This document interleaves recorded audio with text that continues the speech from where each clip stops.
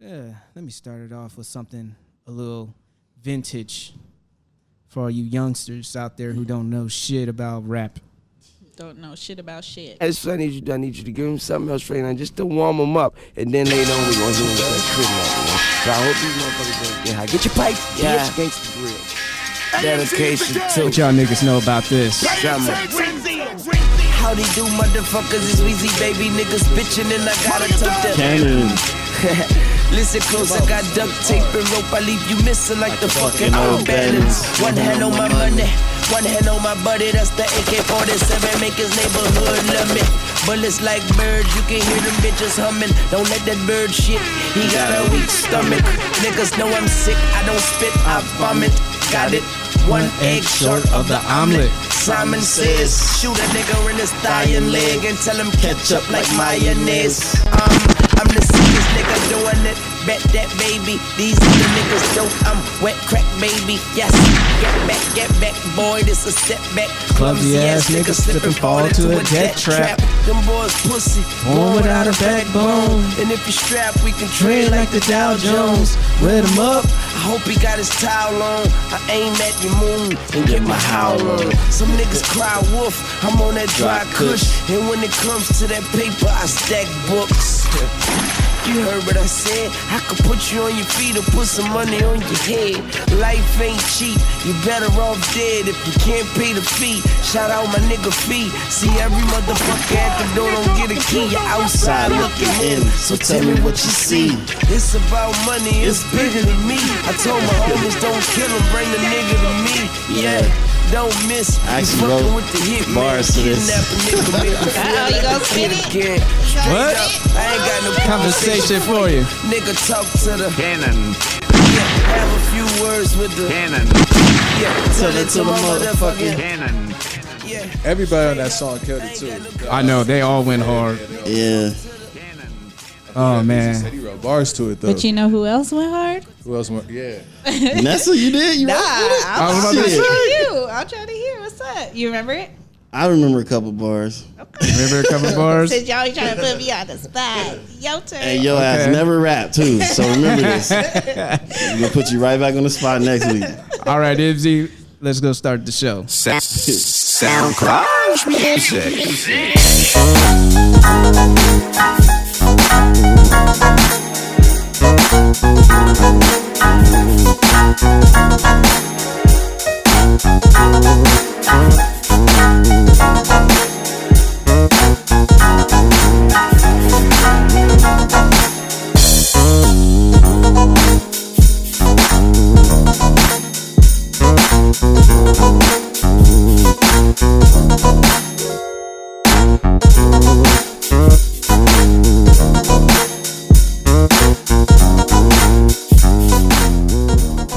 All right, and welcome back to the place where nothing is safe. This is episode 168 of the Jig Is Up podcast, and you know me, I'm your host.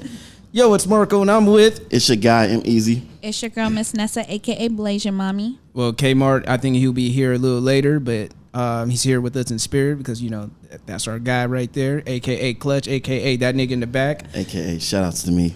A.k.a. yep, a.k.a. shout outs to me.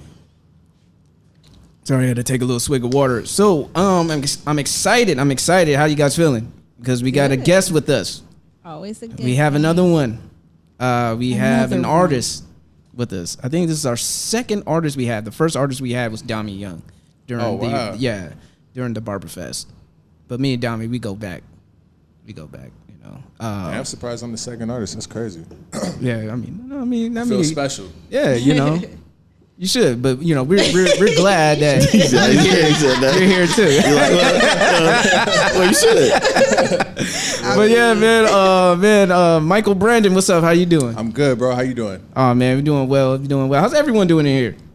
Doing Good, man. well, yeah. Doing well, doing Chilling, good. Yeah. All right. So, you know, before I go ahead and get these things jumping off, let's go ahead and start off with the announcement. All right. Welcome back. Welcome back to Well, the place I had an where nothing is impromptu safe. trip to take. My brother's graduating from boot camp, so I will be in San Antonio What? Yeah, spur of the moment, right? Next month. I don't like you. I don't like you right now. Spur of the moment. Right? Y'all thought I was on tour. This was back to back to back. He still need to catch up to your resume. I ain't fucking with your resume. Hey, but mine wasn't as close. His was Every like back to weekend. back to back. That's it. At one point, you were doing it every weekend. You know. Yeah. Yes, Yeah. you were. Yeah, so every week it was at one point. So I got a short stint in San Antonio to see my brother graduate from boot camp. He will be an airman. So congratulations to my brother for making it Shout out to that. boot camp. Yeah, that was fast, man. Yeah. time I flies. swear he just left. Time flies, man. He's gonna be a grown ass man now, learning how to kill people. Shit, You about to come out of there standing up straight, posture fixed right. and everything. have a whole different facial expression, looking mad stoic and shit. Have his own version of the Kawhi laugh and shit. Yeah, pretty much. He's so dumb. He's gonna come out there with that stone face, man. August 13th through the 16th, I'll be in Orlando, Florida. I just heard about some crazy ass mosquitoes out there carrying a whole bunch of viruses. So yeah, I'll be doused in off spray, and I'll stay in the resort. What you doing out there? Just vacation or what? I'm going out there for podcast movement. Where? That's Yeah, what's up. it's a big podcast conference. Get to meet with different, probably some network people, some big time podcasters within the realm of their market, and go out there and network and learn some more tricks of the trade. Like he says, it's the Comic-Con of podcasting, basically. Oh, it is? That's what's up. Yeah. I received a podcast scholarship from them because I just applied for it. God damn, 2019, they giving out podcast scholarships. Right? I know, right? That's crazy. Yeah, but they must have checked my resume, and they were like, Yeah. okay, homie. Shout out to Get that you though. in. That's what's up. That's dope. Yeah, definitely. I'm just trying to perfect my craft like you trying to perfect yours. Most definitely, yeah. So that's what that's about. And then August 25th, SD Barber Fest at the Fair of 44. Get a free haircut. We will be there around noon for a meet and greet. So we're still trying to work out the particulars for that. If you are a barber who wants to compete for the best barber competition, hit up my guy, K the Barber. Shout out to K. Can Yeah. I say a quick story about K really quick? Go ahead, man. Yeah, That's my guy. Like he was cutting me when I was like 9 years old. Like my dad because I used to go to K when he was at the North Park Community Barbershop. Yep. It was like him, Abel, and then the older John was hilarious. Yeah. John was always just turned up. You know what I mean? And I was like Shouts 9 to years. John. I went to K from like 9 all the way up to like 18. You know what I mean? So shout out to K though. Man. Dang. That's what's up. And he got his own shop now. Yep. Well, he been had his shop, but that's what's up. That's just dope to see him come up like that. Shout out to K, man. It's a small world. Yeah, man. Small world. Black San Diego ain't that big. So Yeah. that's what happens. Right. Contact K at area code 619-582-5889 for more details. And if you also want to learn more information, go ahead and log on to the website, sdbarberfest.com. And also there'll be backpacks for kids. My bad, but shout out to K. Sorry I haven't been coming to the barbershop. I'm going to someone else because he's too damn booked, dog. Like he's booked 2 weeks out in advance, and I'm like, bro. You You do. know what I mean? Like so, it's like Matter of fact, I need yeah. to make a deposit. I haven't been to him in years because of that. I'm like because I don't know when I'm gonna get. I can't schedule haircuts in 2 weeks out in advance because I don't know when the fuck I'm gonna get a haircut. But Right. shout out to K though. Stay booked, stay busy. I'll try to get in with you sometime. All right. Anyone have any other announcements? Are you going to Washington, D.C.? I'm not sure yet. Not I'm sure yet? Okay. Might make the decision tonight. Uh-oh. Yeah, man. Yeah. Let us know, man, because, Jig is going to be out there in D.C. and shit. We God making damn, y'all moves out everywhere. here. You said I what? said, y'all everywhere. I'm trying to be, man. Yeah. Trying to be. Nah, we are everywhere. Fuck that trying shit. We going to do Yeah. this. We are. We going to do this. Because I need that energy, man. I Yes. really need some energy today. So, Yes. yeah, I just got to keep that going. Shit, man. I mean, that's pretty much it after that.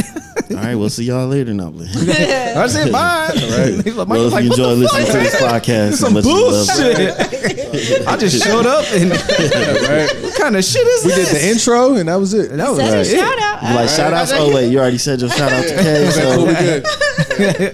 We're good. I just wanted to start some warm up topics real quick before we get into conversation with Mike. Or is it okay to call you Mike for short? Yeah, that's cool. Okay, Yeah, that's cool. I just want to make sure. Sure, you don't have to. No, it's like Michael Brandxn. Like I like Michael more. You know what I mean? Okay, Like, Michael. But No, I'm just, not, you know. Hey, Michael. I Gotcha. appreciate it. Yeah. Gotcha. Your name sounds like a professional NFL player, like a professional football player, Michael Brandxn. Word. That's what's up. Yeah. You know, what position you think it would be? What position? Man, like low key, I wanted to play corner back in the day, and I wanted to play wide receiver, but I was Michael Brandxn with Wide the receiver interception. that sound like wide receiver to me. Yeah. But I feel like cornerbacks and like cornerbacks and wide receivers, you know, like both those. I mean, those players can kind of play both those positions, anyways. Right. But I was more into basketball. Yeah. Okay. Yeah. What position? Point guard, shooting guard. Yeah. 1 and 2. Yeah, 1 and 2. Okay. So, you know. And you say you went to Helix? I went to Patrick Henry. Why I should have the went to fuck? I Helix said though. Helix. But nah, I went to Patrick Henry. So, but I only played there for like a couple of years, and then I just kind of like just fell out of it. I just didn't want to play like at that high school anymore. I was more heavy into it like before I got to high school. So like I was in the club ball scene, like hella tough. I used to play for this squad called the Running Rebels back in the day. We used to practice at the old Colby YMCA before they moved it to Hoover. But yeah, I like grew up playing travel basketball. And yeah, you know, so, but then I, you know, and then I kind of just stopped. I just kind of fell out of it. Like once I went to Patrick Henry, because that's not really like a basketball school. And then like my interest just kind of like, you know, like my love for the game just kind of changed. Like it's just some personal shit. Like my dad kind of made me just not like basketball anymore. You know what I mean? That's like a whole nother story. But yeah, man. But yeah, I was heavy into basketball growing up. So, All right. Yeah. That's what's up. So I just want to like start off like a warm-up topic. I just want to ask you guys, what are your biggest pet peeves? What's up? Where do we begin? I know, right? I mean, you could just say one. Okay, I'll start it off. Yeah. One of my biggest pet peeves, especially when I'm at work, when people ask me for directions, I know that I gave you some bomb-ass directions to find it, and you go the complete opposite way, and you came up to me desperately, like looking for directions, Yep. and you just don't follow no instructions. Oh, man. I just want to throw something at someone. That must when they have do happened that. today or something. Oh, that happened a couple of days ago. It sounds She's like, fresh. excuse me, can you show me how to get to the Amtrak? Yeah, man. All you have to do is go downstairs, make a right. And she's just looking at me like I'm crazy. Right. And then when she goes that way, I know you turn to your left. You see the stairs. I know you see the fucking He stairs. said, bitch. And you decide just to walk around like, see, this is how Caucasians get killed in horror movies. Right. Oh my gosh. He going in right now. I was like, that's some bullshit. Like, bitch, don't ever ask me for directions ever again. That's not how I feel sometimes. Like, I hope you get lost. Because I gave you the directions. Yeah. That's funny. I'm gonna piggyback off of that with work-related pet peeves, but I'm gonna get on coworkers. I can't stand motherfuckers. Like for me, like just get here, do your job, go home, man. Exactly. You know, Do your complain job. about other people and you ain't doing your job fully. Yeah, I think you that's should the chill. worst. Like, Yeah. like nobody perfect in here, man. So I'm gonna keep it short and sweet like that because I don't want to go in Yeah. too hard. The people like, oh, we'll start some rumors and, you know, the whole morale of the workplace is going to probably go down a little bit. Even more. Tension. Yeah, You that has know, already that went down. But yeah, No, I agree with that too. Like I hate when people at work, with people that you work with, they just take their job like way too serious, and then you know they just super just engaged with everything that's going on. Like they trying to hang out with all the coworkers, they just staying late. I'm just like, yo, you don't do shit after like outside of here, you know what I mean? Or they just kind of like looking at you like you know they kind of looking down on you because you don't take the job as serious as they do. It's like, nigga, I ain't trying to work here like for the next, forever. You know what I mean? yeah, So, yeah. This ain't no career. yeah, like I'm here to get some money and leave. Like that's where that stops. You know what I mean? But that's always going to go on in the workplace. Right. I remember I had like this bullshit job when I was working in LA, and this manager was talking to me. She was like, "Yeah, like, well, I worked here for 25 years." I was like, "You saying that like I'm just, like I don't give a fuck if you've been working here." I don't. You know what I mean? Like, good for you. You know what I mean? But yeah.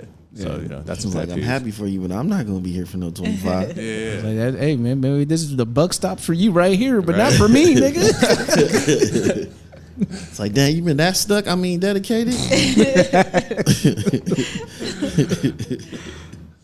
Oh shit! It's like Nessa, any pet peeves? If we're staying on the work path, then just people that worrying about everything else but their damn selves. Like that's just mad annoying. When they just, where's this person? How come I'm the only one closing? And How come she's over here doing? Does she get paid more? First of all, mind your damn business. Second of all, you say something is going to get back to that person because at my job it's a small facility, so everything gets back to one another. And even when I'm sipping my water and minding my own damn business, I get told of what's going on, whether it be about me or anyone else. So it's like, just like you said, get there, do your work, and get the fuck on.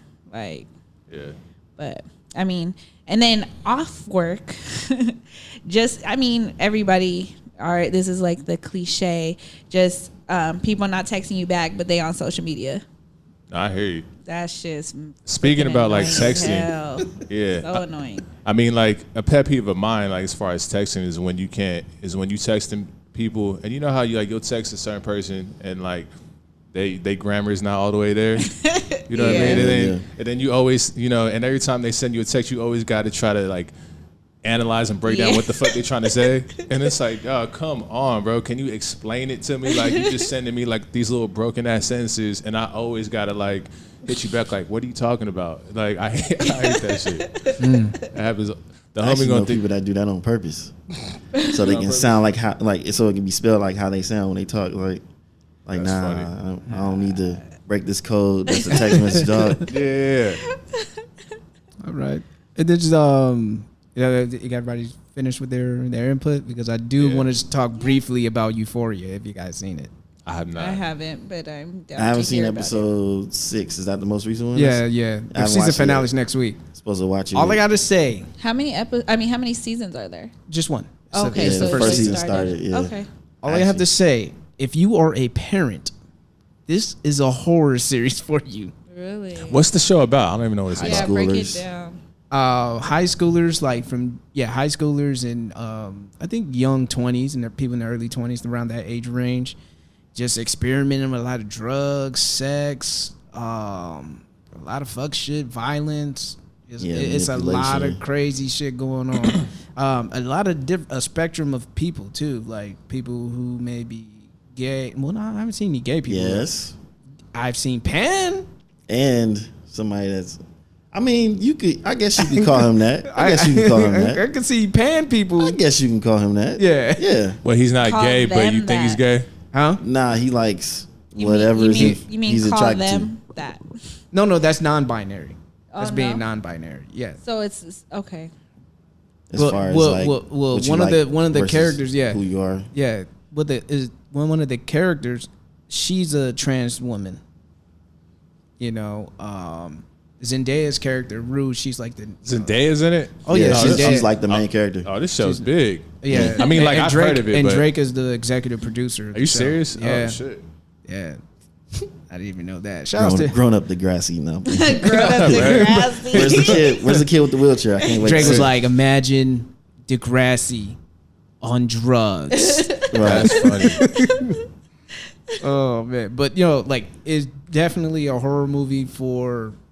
a horror series for parents, or even if you have like a younger sister in high school or niece or anything like that, it's gonna like scare the shit out of you, and you're gonna look, and it makes you pray for Generation Z. It's like, oh shit, this is what they going through. Yeah.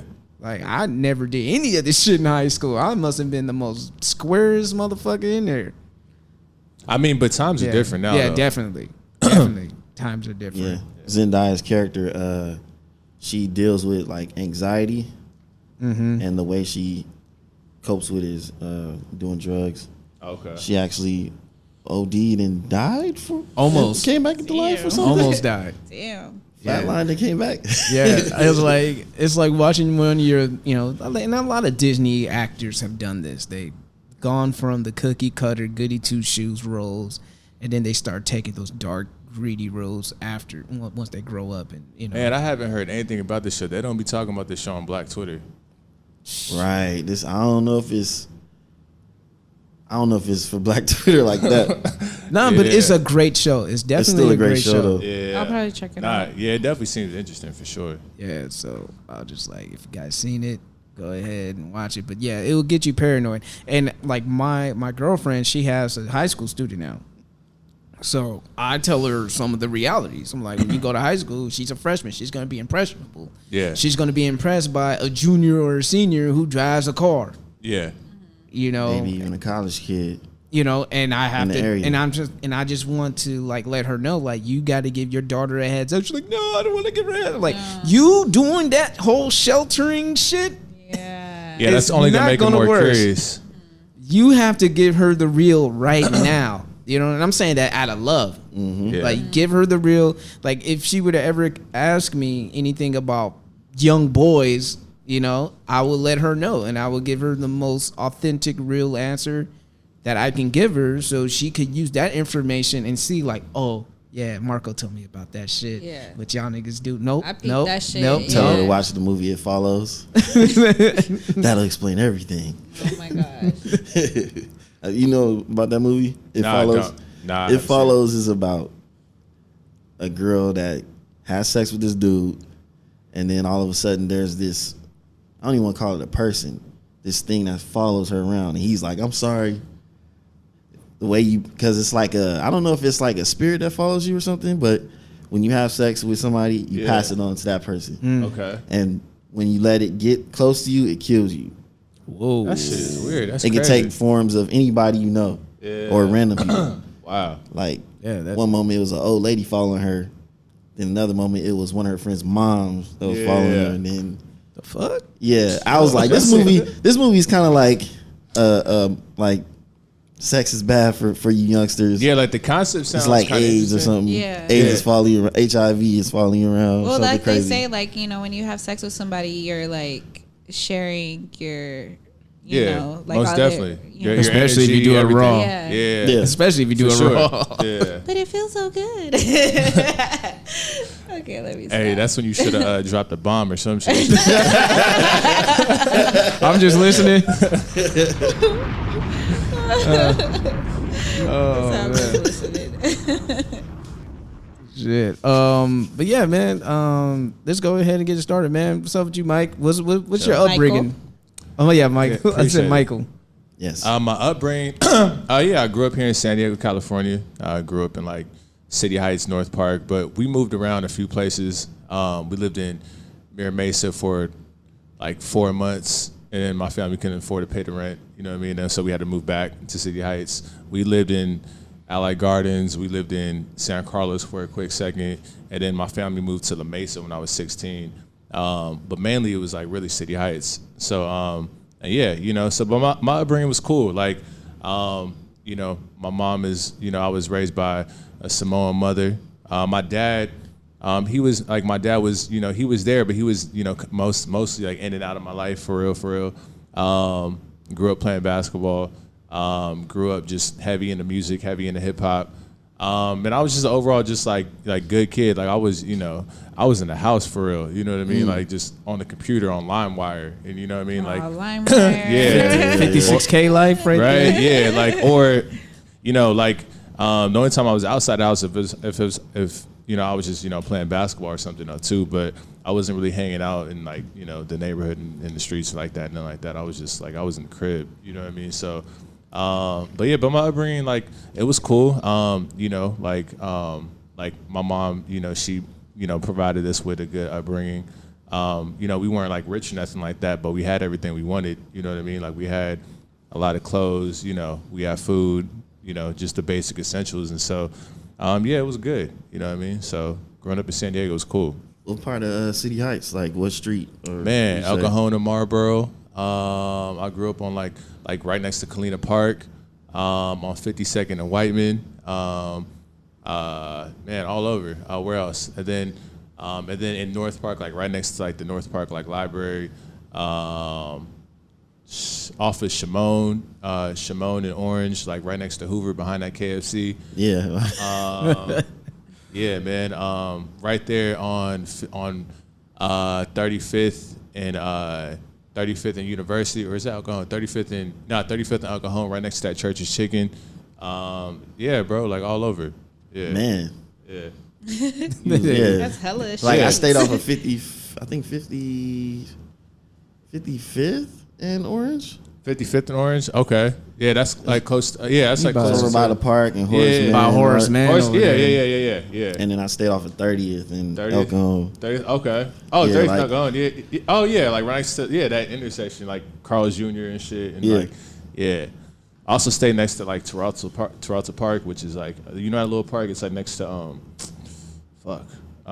it's like right behind like Wilson Middle School. Yeah, I think so. Yeah. So right over there, but yeah, we bounced around. Yeah, I went to Franklin Elementary, like right there. That's like on the cusp of like City Heights and Kensington. Like on one side is Kensington, and then literally on the other side it's like City Heights. Then I went to Lewis Middle School in Alley Gardens, and then I went to Patrick Henry High School. So my brother went to Hoover. My sister went to Crawford. She played basketball at Crawford. My younger sister went to Hoover. So we was around. My sister graduated from Helix. She went to Helix. Oh, So, okay. who did? My sister. Oh, she my, did. My Okay, younger sister. that's what's Yeah. up. Okay, so like, what decided got you to that decision to be an artist? Because I know that you said that you listened to music, you were just introverted, and you just ready to wanted to contribute to your art to the culture. I mean, I've been writing raps and shit like that since I was like 9 years old. I mean, so it's been a minute. And then like when I was in high school, like I always knew that that's what I wanted to do. So me and my friends, we always like rap with each other. And my other boy, he raps as well. And so me and him, we would always kind of just be sharpening each other. You know what I mean? Just writing raps all the time. And then I always knew that that's what I wanted to do. And then we just started like recording like after high school, like 17, 18 years old is when we started recording. Where were you guys recording?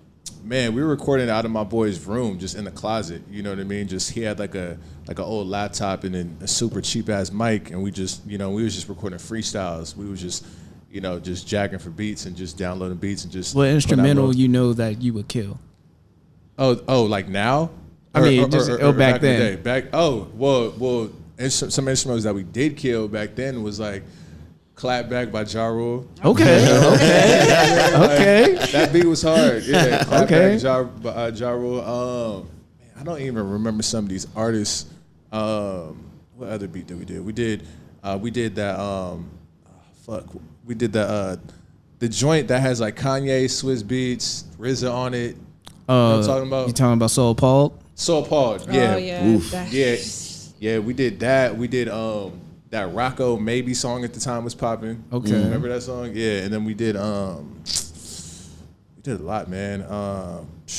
You going back in time making me feel old because you're like, I'm 17. I'm like Soul Paul. They're like, nigga, I was. Oh no! I was like, I was like 19, like when we did that one. Man. I freaked, man, because that was a minute ago, so I don't even really remember all of them. I don't even remember all of them. But the Ja Rule Clapback one, man, yeah, that shit was hard. And then, and then we was doing that, and then we would record in his room, and then his brother had like a little setup too in Lake Elsinore, so we would like his setup was a little better, so we would drive up to Lake Elsinore and record like freestyles and shit there. So we was doing no original music. It was just like, the beginning stages, we was just all about like just bars and shit though too. You know what I mean? Because like when you first start rapping, for the most part, I can't speak for everyone, but it seems like for the most part, a lot of people like when they start rapping, they just try to be, like they focus on like the bars, which I think that you should focus on at first because you got to fall in love with just like the craft and like the wordplay first. Mm-hmm. And then so that's where I was, and then that evolved into just me just like wanting to just write the best songs, which is where I'm at now. And then I was like 19. I was going to Grossmont College, you know what I mean, and I hated that shit. And then and I was like, why did you hate it? Man, I just felt like I was just not doing shit, man. Like it was just pointless. Like I was just in college just to be just to do something. That's what you're supposed to do, right? Yeah. I mean, like I mean, like, if I was going to a traditional college, then maybe I would have looked at it differently. But I was like back home in San Diego, and then it was just, you know, like I just hated my job. Like, you know, like the jobs that I was working at. I was working these little telemarketing bullshit jobs. Oh, hell no. Yeah, and at that time, man, like we wasn't even like me and my friends, we were just drinking and smoking all the time, and then my spirit just wasn't right. You know what I mean? Like, and then like, but I didn't know like what it was. I just knew that like something needed to change, and then. Yeah, man. And then remember when like Deco's Club was popping and shit? Yeah, man. So, and like around that time, like I got like a wet reckless. I was like drunk as hell leaving the club, and then like off of like Mad Dog 2020s. I was super burnt out. But I was 19 though. You know what I mean? Yeah, like it was just like a burnt out time. Like it was just like I wasn't even of age, and I was just. You know, and me and my boy, we were like leaving the club, and we had parked in the Horton Plaza parking structure, and then we were just drunk, being stupid, and then we was leaving the club, and then the car in front of us, you had to like pay to get out of that parking structure, and we wasn't trying to pay, and so the car in front of us, they dipped off, and as soon as the security guard let the gate up, we rushed right behind that car, and then we just hear like the security guards are, we got some runners. Or whatever, and then so we're on the road. Oh wow! So we're on the road, and we're about to go meet up with these two girls at the taco shop. This is like some real San Diego shit right now. Yeah. And then so all right, man. Yeah, and so we're gonna meet up with these two girls at the taco shop. Wait, so, which taco shop? This was Taco Fiesta on Mission Gorge. Just like it's in like the Mission Gorge area. Granville, Mission Gorge area. Granville, Mission Gorge area. Gotcha. Yeah. So because that's where they were at, and so we was on the 8 West, headed over there, and then I'm like, we're drunk as fuck, and like my Dodge Neon, you know what I mean, and then at the time, and I'm like, like we just loud, and I'm like swerving and shit, then all of a sudden, boop, boop, I'm like, oh shit. And and then and like I'm tripping, my heart's racing. I'm like, oh fuck, because I'm at that point I'm lit. And then the cop pulls me over. He's like, oh yeah, I see that you were swerving. I said some shit. I was like, yeah, like my car's messed up, so it's just like I think the engine is just shaking. I said something stupid, like the engine is just shaking or whatever. And then and he was like, okay, that's fine. Like the cop was like a nice dude actually, and he was like, yeah, so have you been drinking?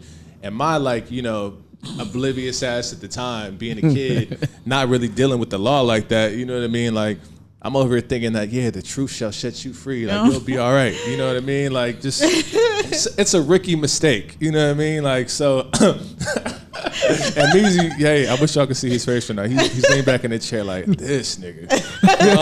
Nah, it was more like, I feel you. Word. I used to feel like that too.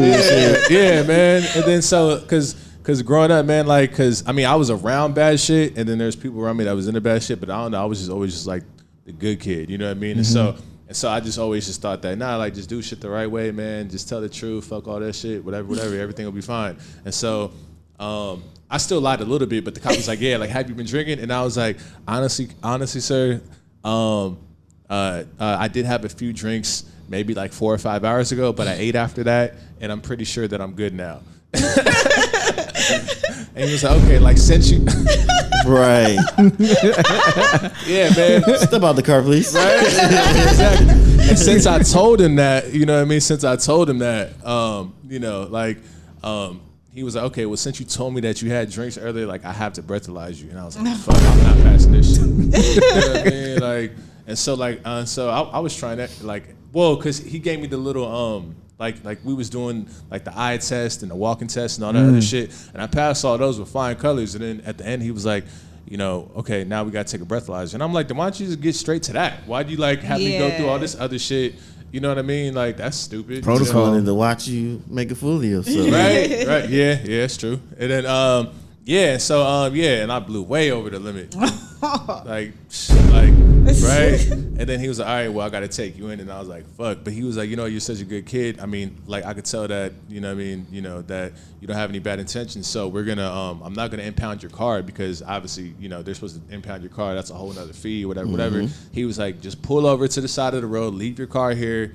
We're gonna take you in tonight. You'll be out early in the morning, and then and then just come back and get your car. Ain't no taco shop, bitch. Right. No taco shop. No beef in the tacos. No potato tacos. That shit, bro. No That roll tacos. That shit's nothing. No fish tacos. That shit man, that shit was embarrassing as fuck though too. Cause like the next morning when I got my phone, it's like I'm all these messages, and then the homie's drunk, and so these niggas have told everybody. You know what I mean? Gosh. Like, but my boy that I was with, like I got out because like his mom, like he was calling like all our friends and was like, yeah, Brandon's in jail. Well, because they call me Brandon. They was like, yeah, they call me BMO or Brandon. They was like, yeah, Brandon's in jail. Whatever. Like I need some money, and then his mom gave him like the bail money. Damn. And then Yeah. yeah, I mean, but I had to give it back to her for sure. She wasn't playing that. Yeah, man, and that shit was just whack. And then like I didn't tell like my parents about it for like the longest time because you know what I mean. So, but I was staying like with my mom at the time. My dad, he was somewhere else, but I got so desperate to the point where because I didn't want to tell my mom because I was staying with her. And then, like, I knew that she was going to kick me out because I was already having issues with her and her boyfriend. And then, so, like, my dad, who we don't have a good relationship at all, but I was like, okay, like, I need to, like, tell somebody, like, to see if he can help me out. You know what I mean? Because at that time, I don't know why, like, I thought that I needed to, like, hire a lawyer and shit. Like, I don't know. I was just, and this lawyer hella played me because it's like, what do you need, like, a lawyer for? And then, it's like nigga, like you were drunk, like you know what I mean, like whatever. Like you gotta like pay the bills. Yeah, but they bumped it down to a wet reckless or whatever that too. So it wasn't like a DUI. Like I think like the like the judge was like, all right, man, like we just gonna oh no, excuse me, not the judge, the cop was the one who was like, all right, like I'm not gonna write you as a DUI. We're gonna like put it as a wet reckless because he was like, yeah, you seem like a nice kid. So I mean, it's almost like the same shit, but you don't have to pay nowhere near as much, and then it's like off your record and like no AA classes and shit. Yeah, like none of that. So and it doesn't show up as like a DUI. It just shows up as like reckless driving. So yeah, man. And then around that time, I was like I had like lost my car and all this other shit, and I'm like, man, what am I doing here? Like I need to get the fuck out of San Diego for real, because I'm just like I just felt like shit. This wasn't like I was just on a treadmill. Like I was just going through the motions. I just wasn't really happy. And then my boy Jordy, he was like, yeah, like let's let's go to the Art Institute in LA, which is like a trade school. You know what I mean? Like they close all of them down now. Yeah. And he's like, man, can I just have my money back? Yeah, I went there. I went there out here though. You did? Okay, yeah, it's crazy because after I got out of high school, I visited the one in Chicago because I was in Illinois. Came down here, went to the one out here for like a year and a half. Stopped going because I couldn't pay. Went to LA and they called me like, hey, we heard you went to this one. I'm like, nah, I'm good. These niggas getting dope. Yeah, like that's like the same thing. That happened to me too, because I eventually couldn't like pay like for the school anymore. But what got me? But my boy, he was like, yeah, like let's go to our institute. They take anybody. I'm like, for real? Anybody. He was like, bro, I'm telling you, like, that's funny. He was like, I'm telling you, like, yo, like if we sign up today, like. They're gonna send us acceptance letters in the next 2 weeks. I was like, you lying. He was like, my older brother's, I'm like in it. I'm telling you. And I'm like, okay, cool. And we went through the motions. And then all of a sudden, I'm like, like a month later, like we got housing and shit. I'm like, what the fuck? This shit is real, but like nice housing, like in like Playa, like Marina Del Rey, like Yep. So like right that area. Yeah, like right by the beach. You know what I mean? Like I remember that. Venice Beach. Yeah, it's like close by Venice Beach. Yeah, like close by. Yeah, close by Venice Beach. Like the complex that we was living in, like Miguel, the singer, and his girlfriend was like living in there, and he would throw pool parties and shit. Like we was, what I mean, that's a lot of celebrities stay in Playa Del Rey. Marina Del Rey. Yeah, that was the spot. I love that area. Yeah, that's the spot. Like I love that area. But anyways, and so like we like eventually ended up like moving to LA and went to school, like, and we was going to school out there. But my boy, whose idea was to go out there, he came back 72 hours later. Damn. You know what I mean? Damn. Shout out to homie. I ain't gonna put you on blast. But fuck that. Let it ring. Let it ring. Let it ring. I'm just joking. All the homies know though. I mean, but it was his idea. He had to play. So you know what I mean. It's like he was the reason why I was out there, and I was able to establish a bunch of connects. And like in LA, like I feel like I grew up into a man out there, and that's kind of like what you know, kind of got me out of like the little, like my little kind of like, I mean, I don't want to say depression because I don't know if I ever been like really depressed for real, but you know, I was just going through a time to where, you know, I was going through a period that I needed to get out of, basically. So, yeah. And so, you know, I don't know how I got to that point. I mean, I would say, you know, if anyone's ever, you know, get in that situation, if they're drunk behind the wheel or something like that. Lie. Actually, if you have a penny in your car, you better suck the copper as fast as you can. Yeah. Because I mean, the copper, like, the copper has, it minimizes the BAC in your blood. And my uncle told me a story about that. He had winnings in, I forgot what casino. And like he had like 4 racks. Like he came in with 300 and walked out with 4 racks. But my uncle likes to get lit, man. So he gets pulled over.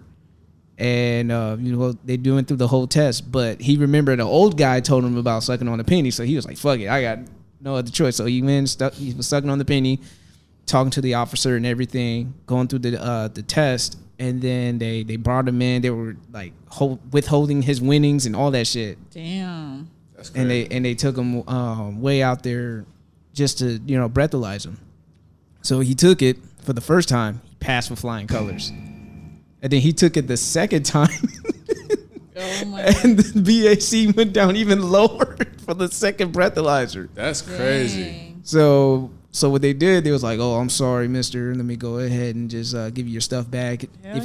We'll take you back to your car. If there's any problems or any complaints that you want to say, my badge number is all this." I was like, "Yo, that's wow." So he was just sucking on a penny. He was sucking on the penny. Wow, that's crazy. Easy looking that shit up right now. Bro was sucking for his life. Pause. He was like, "Nigga, I ain't going to jail." But it's funny because basically you was going like with your morals and stuff. So, quick story. Today was National Wing Day. People always ask me, how do you know about National whatever day? I'm like, I just love Twitter. food. Yo, you gotta text the group whenever there's a national anything that has I came to to do work. with I was like, today's National Wing food or random ass holiday. Yeah. It's National Big Toe Tuesday. I'm like, what? That's funny. When you said, what was it called? Something in Head Day? Oh, Steak and BJ Day. Man, if you would have texted me, I would have showed my girl like, hey. It's always birthday, so you know how February 14th is Valentine's Day? It's March 14th. So it's a whole month later. Oh. But yeah, so today was National Wing Day, and the boys, like the teen, it's all boys. Like all my girls are like gone right now, so it's only boys. And my coworker, who's the only male there, they're like, oh, let's go put in some wings. Go put in on some wings. So Wingstop is the closest wing spot to us. And one of the teens was like, oh, I'll drive over there and pick it up. So they ordered 50 wings. Pretty much the deal with Wingstop was whatever you order, you get a free 5 extra wings. So put in the order for the 50 wings. He goes, picks it up, comes back, and he's the only one that likes boneless wings and plain. Like, he's so boring. So everything's there, but his everything's there, but his order. So he's just like, oh, this is not here, and the what's that called? And the ranch is not here. So I was like, okay, I'll call them back because I was the one that put in the order for the boys. And I was like, oh yeah, you guys forgot whatever. And he's like, how'd you say it? You guys forgot them boring ass boneless wings. No. And he was like, oh, you can come back and get your ranch. And I'm like, we ain't gonna drive back for some ranch. I was like, but you also forgot the order of the 10 boneless wings. And I was like, and the person that actually went and picked it up, that was his order. Like, you know what I mean? Yeah. So he was like, oh, okay. And then they're like, everyone's like, oh, did you get a receipt? I was like, oh, and also you guys didn't give him a receipt. So then he's like, oh, it was under such and such. I was like, yeah. He's like, actually, they messed up and they gave him the bag without even charging him. So you guys technically owe $65, blah, blah, blah. I said, oh, I put that shit on mute. I said, yo, he didn't even pay. They gave him the food for free. And he's like, oh, we go. He's like, no, but I want my wings. So we're sitting there trying to talk to him like, yo, suck it up and eat some of these lemon pepper wings. Stop being a bitch, nigga. This Lemon shit pepper is fire, wings. you know. But you want to go and get your thing, whatever. So I just lied. I was like, oh yeah, he's gonna be right there. click, hang up. And then I felt bad because I like the position I'm at. I'm supposed to be teaching these young kids to, you know, go with their morals and stuff. I'm like, yo, free wings versus your boring ass wings. Come on, just take this L. Oh, tired you know, ass I didn't say that, wings. but that's what I was thinking. Yeah. And he was just like, he's like, I messed up. We're like, no, you didn't. They messed up because they gave it to you. Here you go, sent you on your merry way. Apparently, I guess they thought that it was paid online or over the phone, so that's why they just handed it to him. But he's like, did I do something illegal? We're like, no, you're good. But it's like, bro, just take one for the team. Like, you got the whole squad free wings. Like, go to the next wing stop and get your little 10-piece. You know what I mean? But he ended up going back, and then he texted. He's like, oh, they gave me free wings. I said, no, the fuck they didn't, because he gave his money. So they gave the money to my coworker, and he used his card to pay. So I was like, technically it wasn't free because it was part of the order.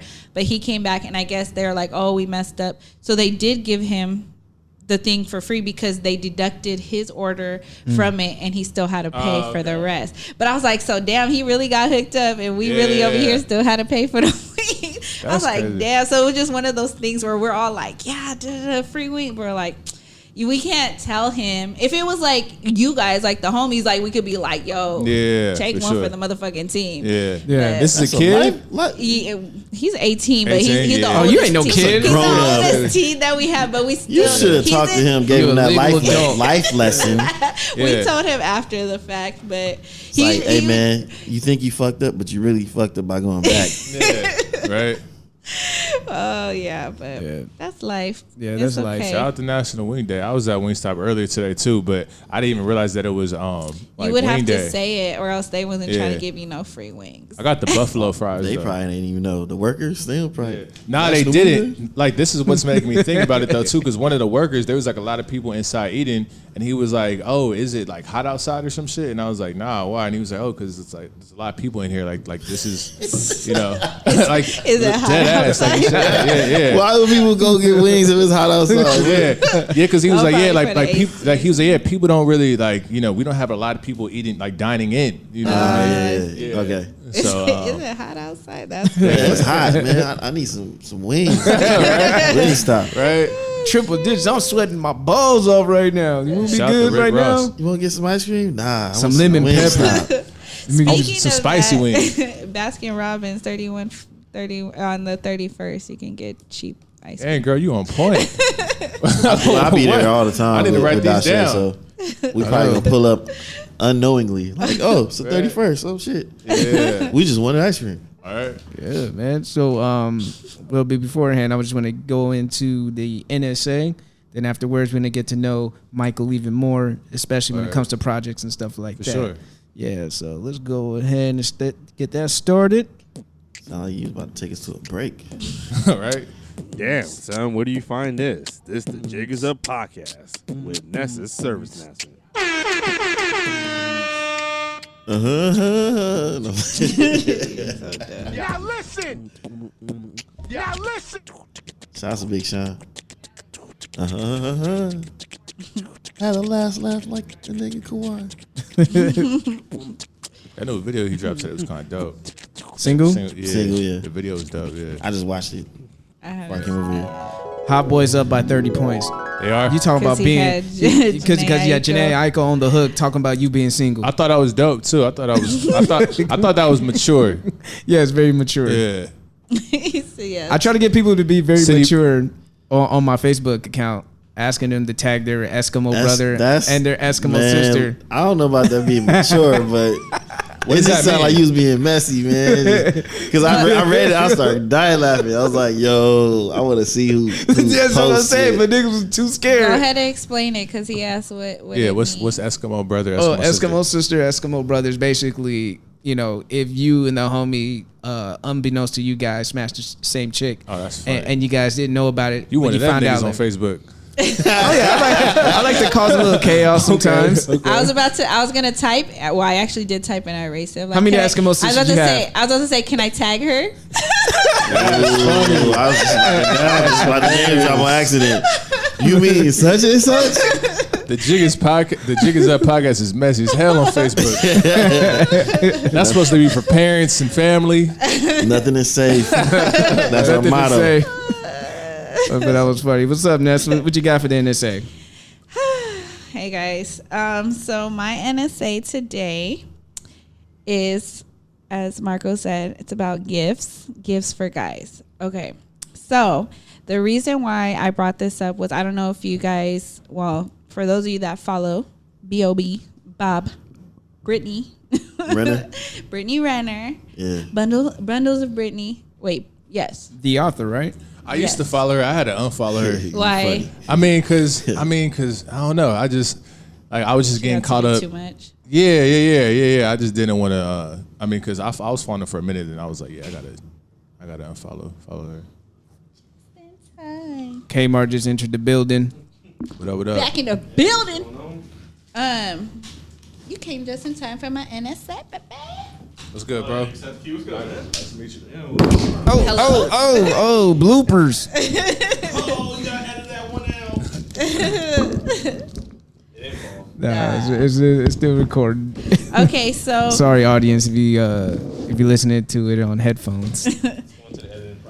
Okay, so pretty much she made a post yesterday about asking what to purchase for a guy for, I'm assuming his birthday or whatnot.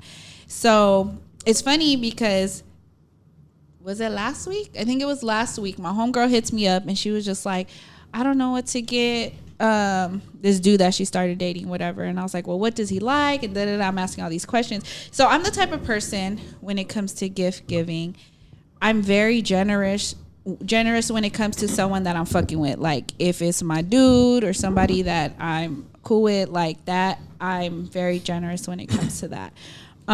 So she said the three, which I knew she was going to say that, but she said the three things that people said was, I know it too. Pussy, and cologne. And I think she said head too, right? she said pussy twice and then cologne. But she said it later on, but when she rattled off the three, she said those three. Oh, I think she said pussy and head. I think she said pussy twice, but then she said She head. had for the third time. So when I heard that, I laughed, first of all.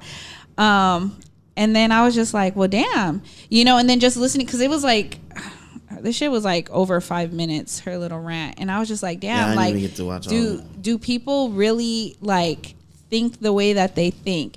Or do most people think that way? Because she said that, women were commenting and they were like, oh, like, girl, don't get him, why would you get him a gift and blah, blah, blah. And I'm just like, damn, like, what the fuck? Like, I don't feel like just women deserve gifts for birthdays and Valentine's Day and all of that shit. So I wanted to know, what type of gifts have you guys received that you thought was the most thoughtful or that you would like to receive? And I did a poll, and like I said, it was last minute, so I didn't really get too many responses. No girls responded to it, and then with the guys, there's 2 guys that responded. Women are like, me, duh, this pussy, right. Yeah, duh. And us versus them. Type so then shit. when I was listening to her, I really liked what she was saying, because I sided with her on that. Like, like she said, she's generous. She's very thoughtful. So I want to hear about what you guys would like to get from women, or if you haven't already, and then I'll talk about my gift giving experiences. I mean, I think, if you receiving a gift from someone that you fucking with, the gift just really depends on, like, if that person's been paying attention to, like, the details, you know what I mean? And right. Just shit like that. I mean, it don't gotta be nothing expensive or nothing like that, but just it could be something that's super cheap, but it's like, oh, like, you've been listening, you know what I mean, to like the type of shit that I talk about. Like a gift that I received not even that long ago, it was like a couple months ago. Like last year, I had this this viewing party for like this music video that I was doing, and then at the party, we had everyone there sign it. we'll sign like the flyer for it, and then I couldn't find the flyer anymore. Like I didn't know like where it went, and then like recently, like a couple months ago, like this person, she had it like wrapped up. I came to her crib and she had it like wrapped up and she had it like framed And then I just thought I was dope. You know what I mean? Like I just thought that I was You just thought it dope. was dope that she stole your shit. That's what I was about to say. That was like shit. Like I appreciate it, but we had a conversation about that because I'm like, I've been looking for this. Like, because the thing is that I told her, I was like, yeah, I've been looking for this for a minute. Like, and I told her that, like, I had this conversation with her. I was like, yeah, do you know like where it's at? And she was like, nah, I haven't seen it or whatever. And then but I guess she had this whole shit planned out. The shit's a little crazy. I'm not even gonna lie, but.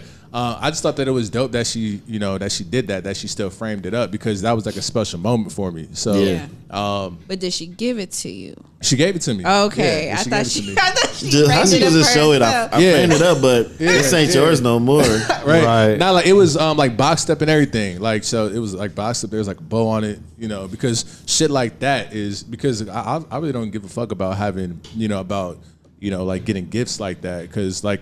Every time Christmas comes around and my birthday comes around, people are like, "Oh yeah, like what do you want?" And I don't really care. I can't really think of shit. You know what I mean? Like I'm like, I don't know. Same here. You know what I mean? I'm worse. Yeah. Yeah. Me too. All the stuff I want is expensive, so I say nothing. No, exactly. Nah, yeah, cool. It's like some shit that you can't give me. Like, yeah, like I want a brand, I want a Benz, I want like, some shit like that. But it's brand like new ass laptop or something. exactly, Like, or just some shit like that, like some shit that I don't want someone to spend that much money on me in the first place. You know what I mean? 'Cause right. It's like nah, like keep that, like for real, like I don't, you know what I mean? Like don't spend $1,000 on me. So what do you give a person that has everything? Shit. I'm the wrong person like that myself. It's for me, like, I mean, a lot of my friends or anything, it's like, if I get gifts, I'm like, oh, what do you want? I'm like, bro, I got mostly everything, man. I don't really need nothing. It's usually like the smaller shit. Like, Exactly. if, like I said, it's paying attention to the details. Like, for example, like my boy Amazy, he gave me like a duck hunt pen. Now, this duck hunt pen is like, it was just a pen. But shit, man, nigga, I hugged that nigga. You know what I'm saying? Like it was y'all sentimental. friends. Y'all hug me something. It was a sentimental thing because that's one of my mom's like first games and stuff like that. That's That dope. introduced me to video games. Like I'm a pen collector or something like that. Something like that small. he has a picture on his wall of enemy. his, But of if you his get mom. something a great big, gift. I'm like, hey, that's cool. I appreciate great it. But like, it's just I get like excited and stuff like that. Like. Yeah. My boy Jay, man, like he, I remember one time like he didn't have that much money and stuff like that. And he want to give me a gift. This nigga gave me like a Coming to America a cassette tape of the song from the soundtrack, and I laugh at it. Man, I have it. It was just something small, but it was cool as hell. Yeah. So I just appreciate like the little things and stuff like that. As well. So would you say that the best gifts that you received were from men? No, I mean not all said. I mean mostly from women too as well. I mean anybody. Anybody can give. I pretty much appreciate it. But I mostly girls. Yeah. Oh yeah, I have. Coworkers, but I'm mostly homegirls. I mostly give a lot of gifts to like a lot of people. That's You're just more the giver. oh yeah, definitely. But and that's just me, man. So, but from women and stuff like that. I mean, it's cool too as well. I mean, sometimes like back in the days like shoes and games. I'm mostly a gamer, so I keep like games and shit like that. Just little and shit like that. So, but it's cool though. I always appreciate it anyway. Yeah. So, Ladies, y'all could be more creative. Y'all don't always have to give up the box. Yeah, You can think outside your box. But that's like I mean, that's like everything given. Like it's like everything given. Like you have the box, food. 2K, you know what I'm saying? Like outfit, you know what I'm saying? Like that. That's like a daily essentials and shit like that. You can do that shit on some anniversary. concert tickets. Yeah, I'm not against that, by the way. That's actually cool because if somebody's in town, they know they like that artist or like that, then yeah, most definitely.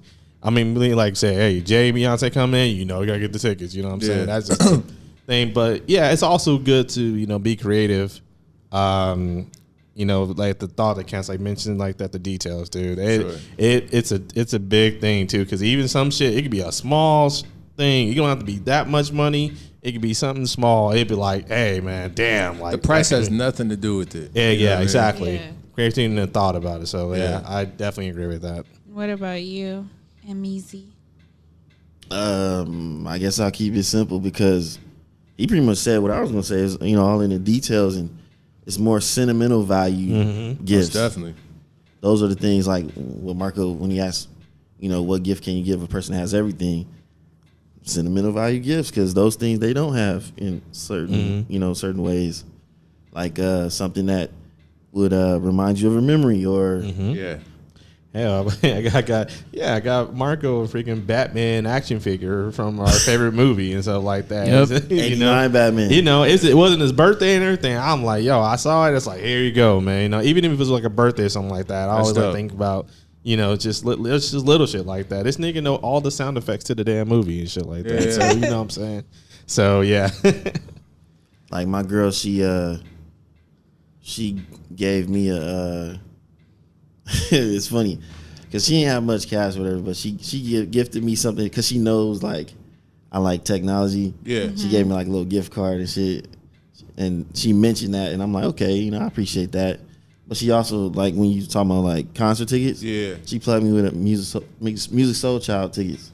Because I'm a big Music Soul Child fan. Yeah, I'm a huge Music Soul Child fan. Like, did you go to the last show that Music Box? Yeah, I was there. Yeah. Yep. That's what's up. Yep, we was up in there, man.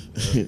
That was my first time seeing them. So that was a dope show too. Yeah. What about you, Ness? What's your, Oh no, this is you guys right now. We want to hear your input. NSA. No, it's my NSA. It's your NSA, of course, but it's mainly for guys though. Oh, okay, gotcha. But we do want to hear from your perspective. Yeah, that's why I said I want to hear all your guys' thing, and then I'm going to talk about so mine. Marco. Yeah, like they say, what do you give a man that has everything?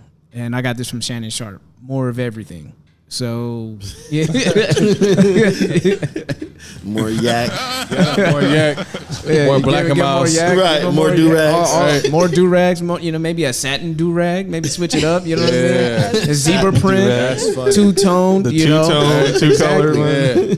Just the more P. of Miller everything. joint. The P. Miller. The P. Miller. It's like, if my girl, for that. like my girl, I think the best gift she gave me was my passport. Oh, that was the that's best what's gift. up. See, that's something that's a great gift. Yeah, that's a great gift. That's a progressive gift. Most Hell yeah. You got progressive gift. So I'm trying to travel with you, babe.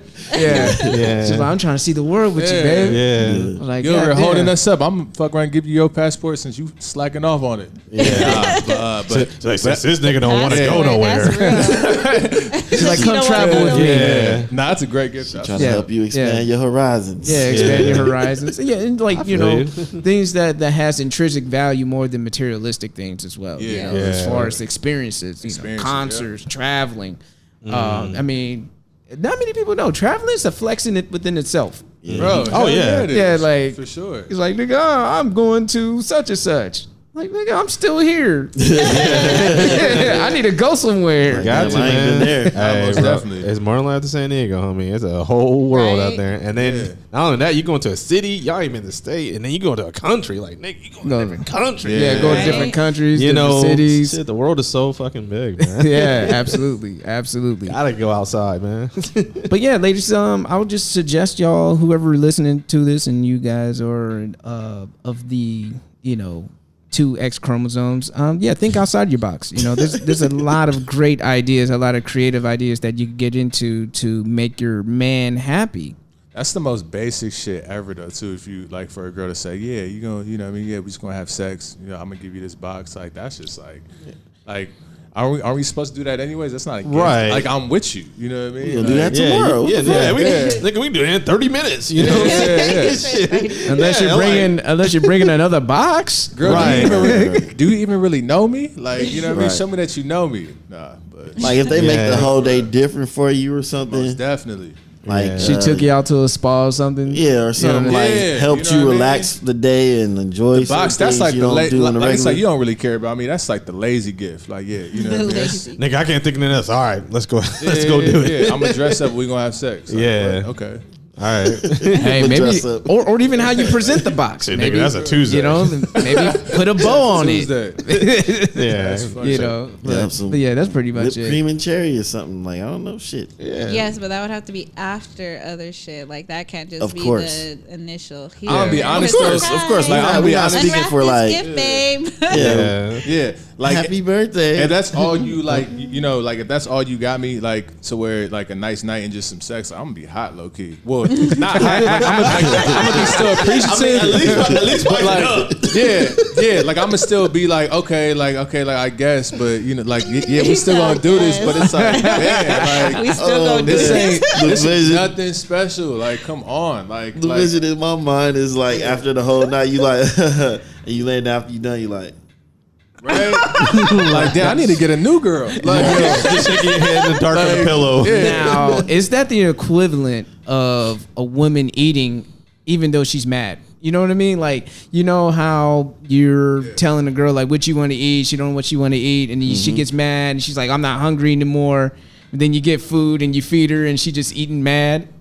I mean, is it like that for what, you know, like if a guy's I mean, I don't think that still get it in, but you mad. Yeah. I mean, I don't think that like you still ask her if she's hungry afterwards. Y'all had that argument like, are you hungry? I don't think we're gonna be like emotional like that to where like we just gonna be like pouting and shit and like throwing like, you know, emotional. That's how you coming down fits, but yeah, but I don't know. That's not a gift. I can't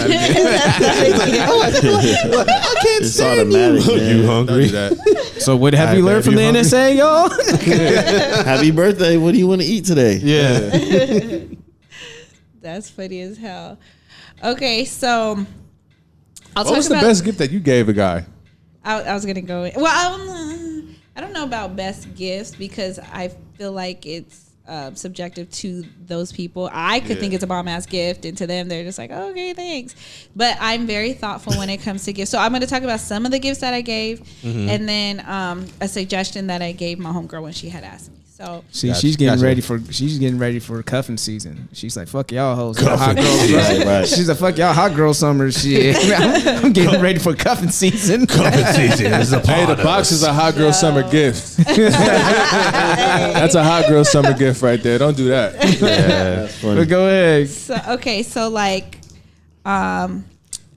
one of my ex-boyfriends, he was a gamer, and this was back in the day where I used to, I mentioned it to the boys before, but when you used to have to stand in line to get, you have to stand in line at GameStop for the midnight release. So this is him not knowing, but me just knowing. We watching TV, the commercials come out, and he's just like, oh, I'm gonna get that game when it come out. I'm like, mental note. And that's the type of person I am. I take mental note. So I forgot which game it was. That's the way to be. Because I bought multiple games for him. And standing outside, go ahead, get his shit, wrap that shit up. And then I would never like hand him the gift. So it would be like, he would be at work and then I'll like leave it on his bed. I think one time I even brought like actually my last two boyfriends were like gamers.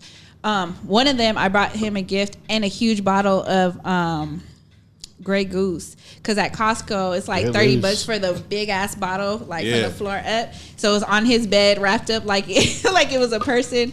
Next to it was a gift, which was a game or whatever. So I used to do shit like that. Yeah, that's dope.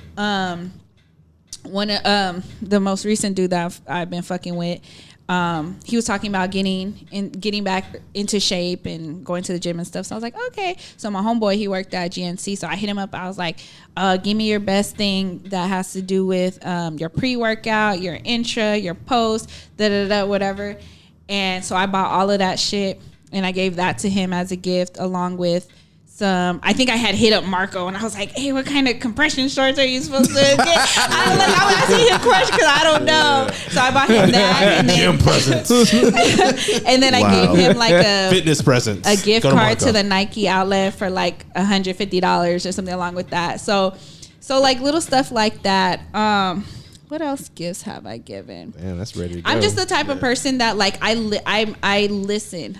So it's never like someone like, oh, can you get me this? I've never had a guy ask me, oh, can you get me this? It's just something that I'm just like, okay. Even whether they're showing interest or they say it out loud like, oh, I'm going to get this, then I get that. Oh, actually, okay, there's this hat. I think he's here in San Diego. I think, is it called like Dapper?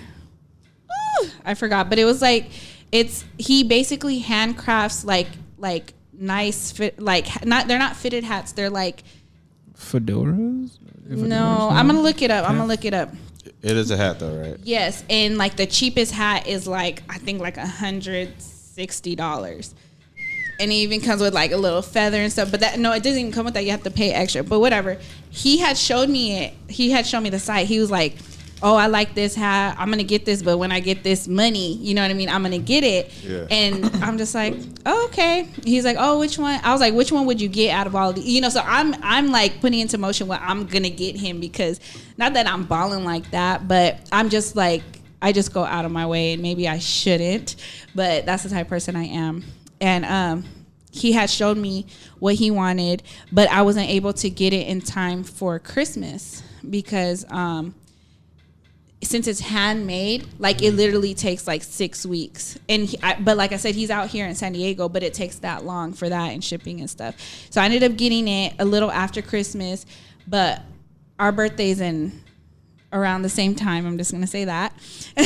So I ended up waiting to give it to him for his birthday. And he was like so shocked. Like, you know, like he didn't see that shit coming, because first of all, it was expensive. And second of all, like it was the exact hat that he wanted, because I helped picked it out, you know, but it's just, he was just like, you're like so thoughtful. Whereas he, on the other hand, he's like, I'm not romantic at all. You need to tell me what you want, because I'm not one of those people. I'm not you. Like, I'm not the type of person that like, oh, she says she likes this, so I'm going to go ahead and get that. And I feel like, I can't say all men, but I think some men are like that. They don't know what to get women. I think it's usually harder for men to get women stuff than it is for women to get men stuff. At least I would think so. I don't know. Do you guys agree or disagree? You say you think it's harder for men to get women stuff? Yes.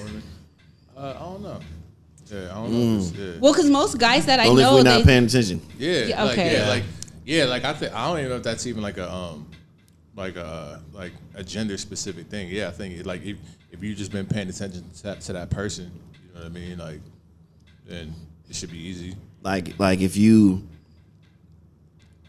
had guys and girls get each other gifts without knowing what they like, I could probably see what you're talking about. Mm-hmm. Like blind gifts type of thing. White elephant. You said what? White elephant. White elephant. Say no, don't give me that. So so basically, when bringing back to my homegirl, I had told her, well, it's kind of hard because she just started dating this guy, so she doesn't really know too much about him. But I was like, why don't you give him an experience? I said, definitely get him some cologne, because cologne is like so clutch. Cologne is a good gift. Yeah, cologne's so good clutch. And I gave her a list of colognes that smell good. No, we already talked about that. Food is not something to Who said food? It was a guy. He said, I mean, food. I don't mind you food, buy women like, food. What? It's easy. For women. Okay. Yeah. Like, hey, babe, I got you this chicken. Like, it was National Weekday. Here we go, baby. I didn't have time to get you any other gifts, but I brought this chicken. Yeah. I got some McDonald's for you. Nah, not the McDonald's. You want the rest of this McDonald's? Oh, Mickey D's. The rest, you ate some. It's all bit off and shit. It's more special because I bit into it first. You're stupid. Hey, I got you number 2. So I told her, get him some cologne and then get him an experience. And she was like, well, what do you mean by that? And I was like, okay, like you can do like a spa date for you two. Of course, food, but like dinner reservations. And then I was reading the comments and I saw something. A guy was like, maybe get like an outfit that you want to see him in, like a nice outfit. Is that his gift or her gift? What the guy was saying, like the guy was saying that for the girl to get him a gift that she would want to see him in. Yeah, this was in the comments under Brittany's thing, and then I also saw some guys were like, I would like some flowers, and I was like, that was interesting. Some men would like to be courted. Why not? Mm-hmm. I don't want no damn flowers. No, we progressive, right? I mean, nah, like he said that. I don't want no flowers. You need some more plants in your apartment, man. You know, I need some more nature.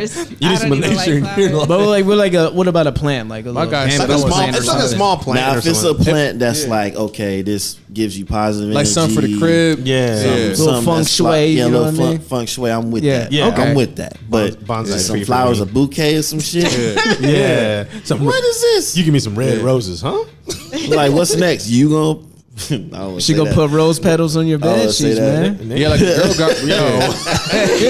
got What's your name? Yeah, that's a little weird. Yeah, like He says it's a little weird. I've had a girl give me like a fern. I had a girl give me a fern plant from my last apartment, like, and I thought that was dope. I guess like a fern plant, it symbolizes something. I forget. Yeah, which something sounds with fucked symbolism. But Like a bouquet, and roses, yeah. Like, nah, that's You want me to start dancing and shit with rose in? Like, what She you got your bubble bath rinse. She about to wash Oh you. man. She got your Epsom Hey, y'all salt with in there. that shit though or like, not? hey baby, I want some flowers. If and some she chocolates. in the tub man, with you so me, sweet. Give me a I might bouquet be with of that flowers. shit. Little milk bath with I don't know some about rose the milk petals. bath. I don't know about a milk bath. I don't know about a milk bath, but you know what I'm saying. If we take a bath together, and she trying to like, help me relax and shit, I'm with that. Oh, babe, give me some tummy the tea. fern Thank you very plant- much. My guy said flowers. The fern plant symbolizes it symbolizes family for the future generations. So dope. Shout new out to hope, Marco. new beginnings, and stuff like that. So yeah. See, I'm with Do that. your Googles. yeah, do your Googles. It's not too hard, folks. Shout outs to Marco for the fact check. Right. Yeah. Aw, just as he said that his girl popped on. Cool points. Yeah. But yeah, so one of my experiences that I received was for my birthday this year. And it was the first time he was thoughtful. And not saying that he's not thoughtful, but like I said, he let it be known. I'm not romantic. I don't know, whatever. But he did pay attention to what I said that I enjoy. And even though the day didn't go as fully planned because it was raining and stuff earlier that day, we were supposed to go hiking, which I don't really care to be outside like that, but he know my fat ass needs to be working out, so he listened to that part. That side, she's like, Hey, we'll do his So- birthday. Let's go Runyon Canyon. Yes, we were supposed to because we were gonna go to LA. Ah. So, but we Killen's ended been up there. doing stuff in Yeah. San Diego. And that's it. So he took me to the gun range because I've always wanted to go to the gun range. So he took that's me tight. there for That's that tight. experience. And then he heard that I wanted to go right across the street. Okay. So he took me there, Hey. spent like $200. Yeah. And then gave me some bomb dick, So, Okay. got to end the night that way. But No monster that's truck not madness? You're stupid. So yeah, so I feel like experiences are the way to go for the most part. You don't have to do it all the time, but like the guy was turning 30, so I had told her, I was like, oh, it'd be cool, to do. Experience. So I don't know. What do you guys think? Would you guys prefer experiences over just a gift or Most definitely. somebody's box? Experiences. Yeah, I mean, experiences. Yeah, of course. Experience. yeah. If you have to choose, I would say experiences. Gotta go with Easy experience. ass. So- And me, you sound like I'm depending on the gift. I don't Right? know. That's what I'm saying. Hey, the So gift for might be instance- dope okay, as how about fuck. this? Yeah. So- Compared to the experience. The Okay, experience so might like be you kind of said, alright. so like you said, you're expensive. So if you Don't say that. I'm not expensive. Excuse me, you I like expensive- nice. you I like like gifts that expensive are things. It means that you're aren't expensive. expensive. Okay, so you like expensive things. So if Make her there's sound like a one damn thing, gigolo. you don't have to say what it is. You don't have to say what it is unless you want to. But if it's that one thing that you really, really wanted, would you take that over a gift or over a trip to somewhere that you've always wanted to go to? Like if you had to choose, like what would be?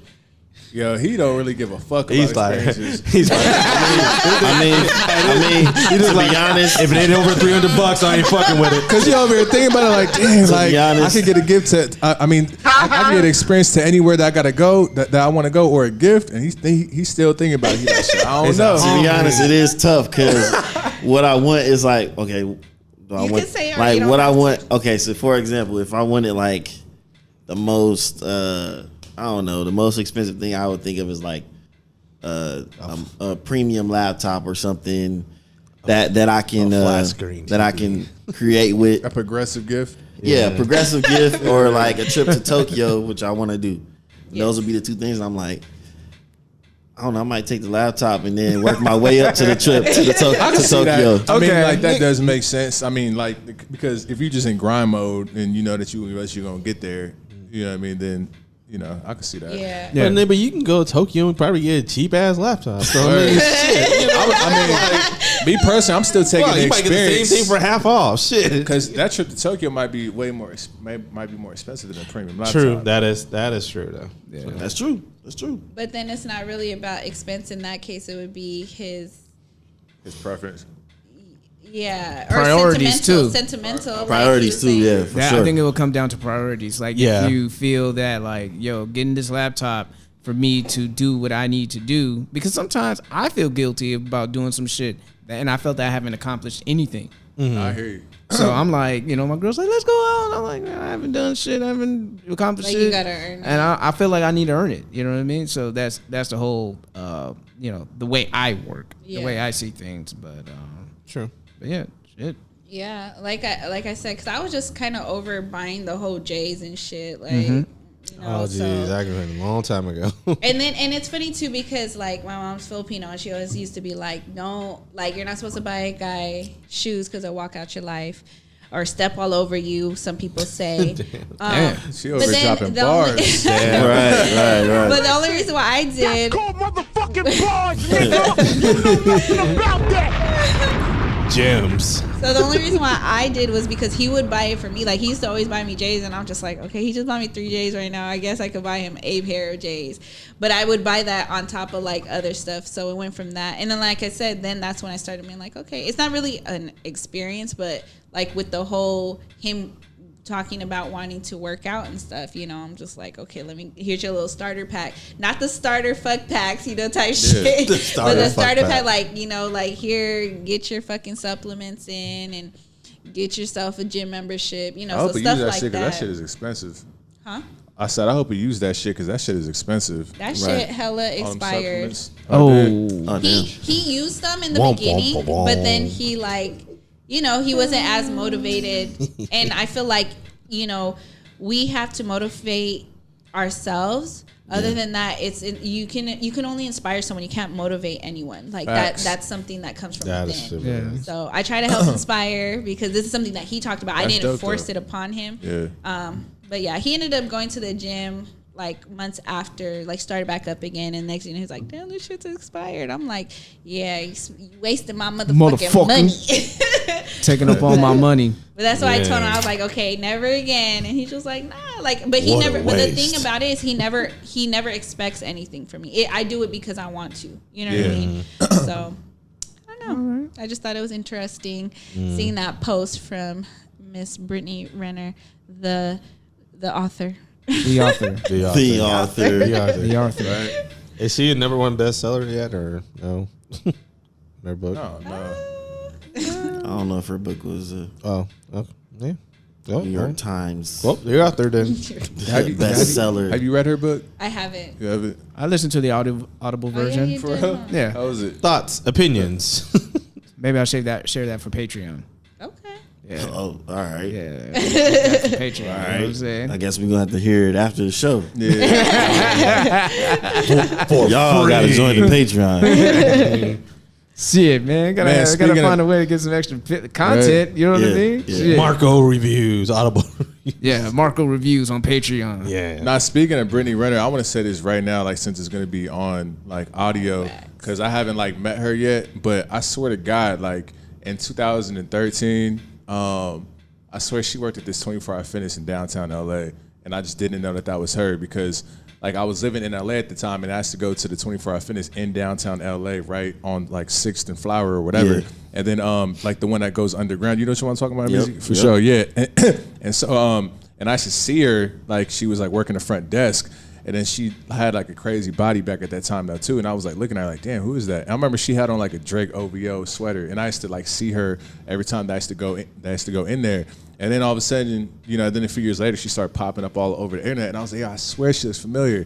And then it dawned on me, I was like, oh, that was the girl that was at the 24-hour fitness. So when I meet her, I want to just see if like, if that really was her. I'm 100% sure that it is though. But I just want to say that while it's on wax. You know what I mean? So Yeah.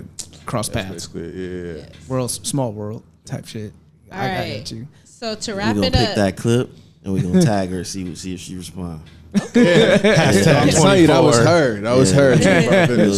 We gonna campaign it. Yeah. Hashtag 24. definitely. Yeah, we go ahead do all that. right. So to wrap it up, fellas, what should women consider when getting y'all gifts? Go ahead, Marco. I I'm think gonna the go camera's around. on you. Yep. Oh shit! Hi. I'll just say experiences. She's waiting. I'll just say experiences definitely. Pay attention. Pay attention. Like if the guy know that he's passionate about something, you could drop, like a cool like $300 on the mic. She signed off, by the way. I know she probably long gone. She's off right now. But no, she's actually rolling with me to Orlando for a podcast movie. She's very supportive. Yeah, she's very supportive. Oh yeah, and that's something that money can't buy. You can't buy Most that definitely. type of support and that person who just like wants to see you win, stuff like that. And then as men, you gotta give your girl something to cheer for. Yeah. You got to, you out there, you ain't there doing your thing. You're not being motivated, and she's like, "What the fuck, I'm with this nigga for." Yeah. Let me find me the next motivated dude, whatever it may be. You know what I'm saying? If the women love to have something to cheer for. That's just that's what I noticed about that. So just don't call us cheerleaders. Well, not all of it. I don't like cheerleaders. Anyways, was that it? Oh yeah, that's it. That's it for me. Next. But everyone said earlier, just paying attention to detail. So if you have really, really been listening to what your guy is into, try to get him a gift on that. Or just like a progressive gift, like something that you think that'll further him. Something that he's passionate about, something that you think that'll further him. And just don't say like the box, like that shouldn't, that should already. That shit should be the icing on the cake. Yeah, it should be the icing on the cake. You know what I mean? $5 box. Exactly. And that's basically just something progressive. Just make sure you're paying attention to detail, and that's it. I'm pretty much going to agree with everything pretty much he said. So what I said before, all details and being creative, and just even if you don't have enough money, or like at least try something different. You know what I'm saying? Kind of spice it up, make some adjustments. So it's like a lot of thought of it. It's in the same old, oh shit, we did this last Thursday. You know what I'm saying? So there you go. That's pretty much for me. And you, sir? Just giving 110%. No, nigga, for his ass, nigga 300%. Expensive ass. No, a premium laptop. Yeah, right. Just go ahead and give me a laptop and that's it. Nah, I actually already got one, but nigga, with all with Microsoft Word and Excel. My girl plugged me with that, but just same thing the guys are saying.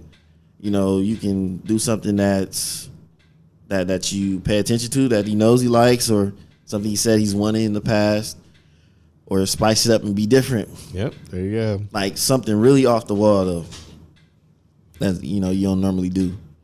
I recommend that. So I'll keep mine short. All right.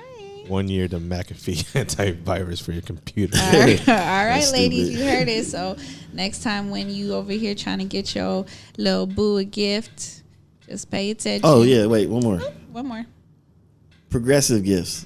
I think those are really important too.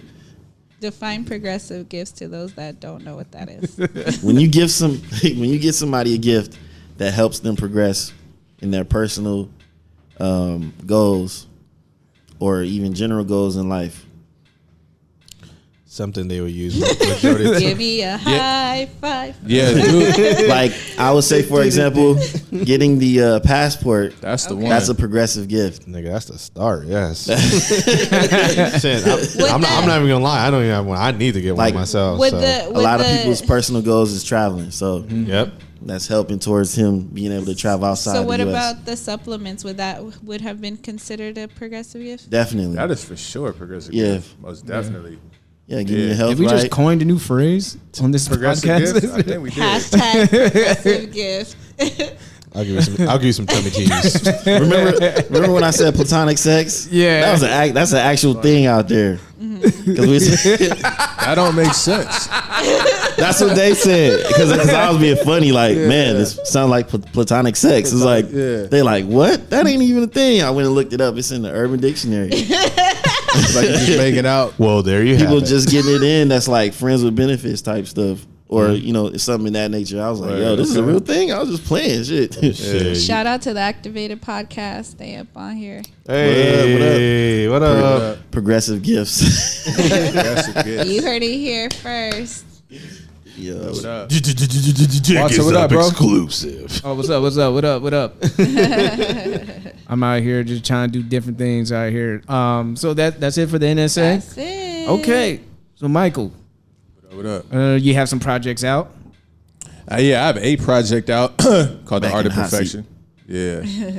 So it's like a 12-song project. The concept of The Art of Perfection is just about trying to get. It's just that point to where you're trying to get to the you're trying to evolve into the person that you want to be. So The Art of Perfection is just about going through all the bullshit that you need to go through to become the person that you're supposed to be. You know what I mean? Like making mistakes, fucking up, finding yourself, growing as a person. All the little things that it takes for you to become who you are. That's The Art of Perfection, because you're not that person yet, but we're all going through certain things. Even like years ago, I'm pretty sure like everyone has evolved to the person that they are now, and even we're continuing to evolve. And so basically, that's what the whole project is about.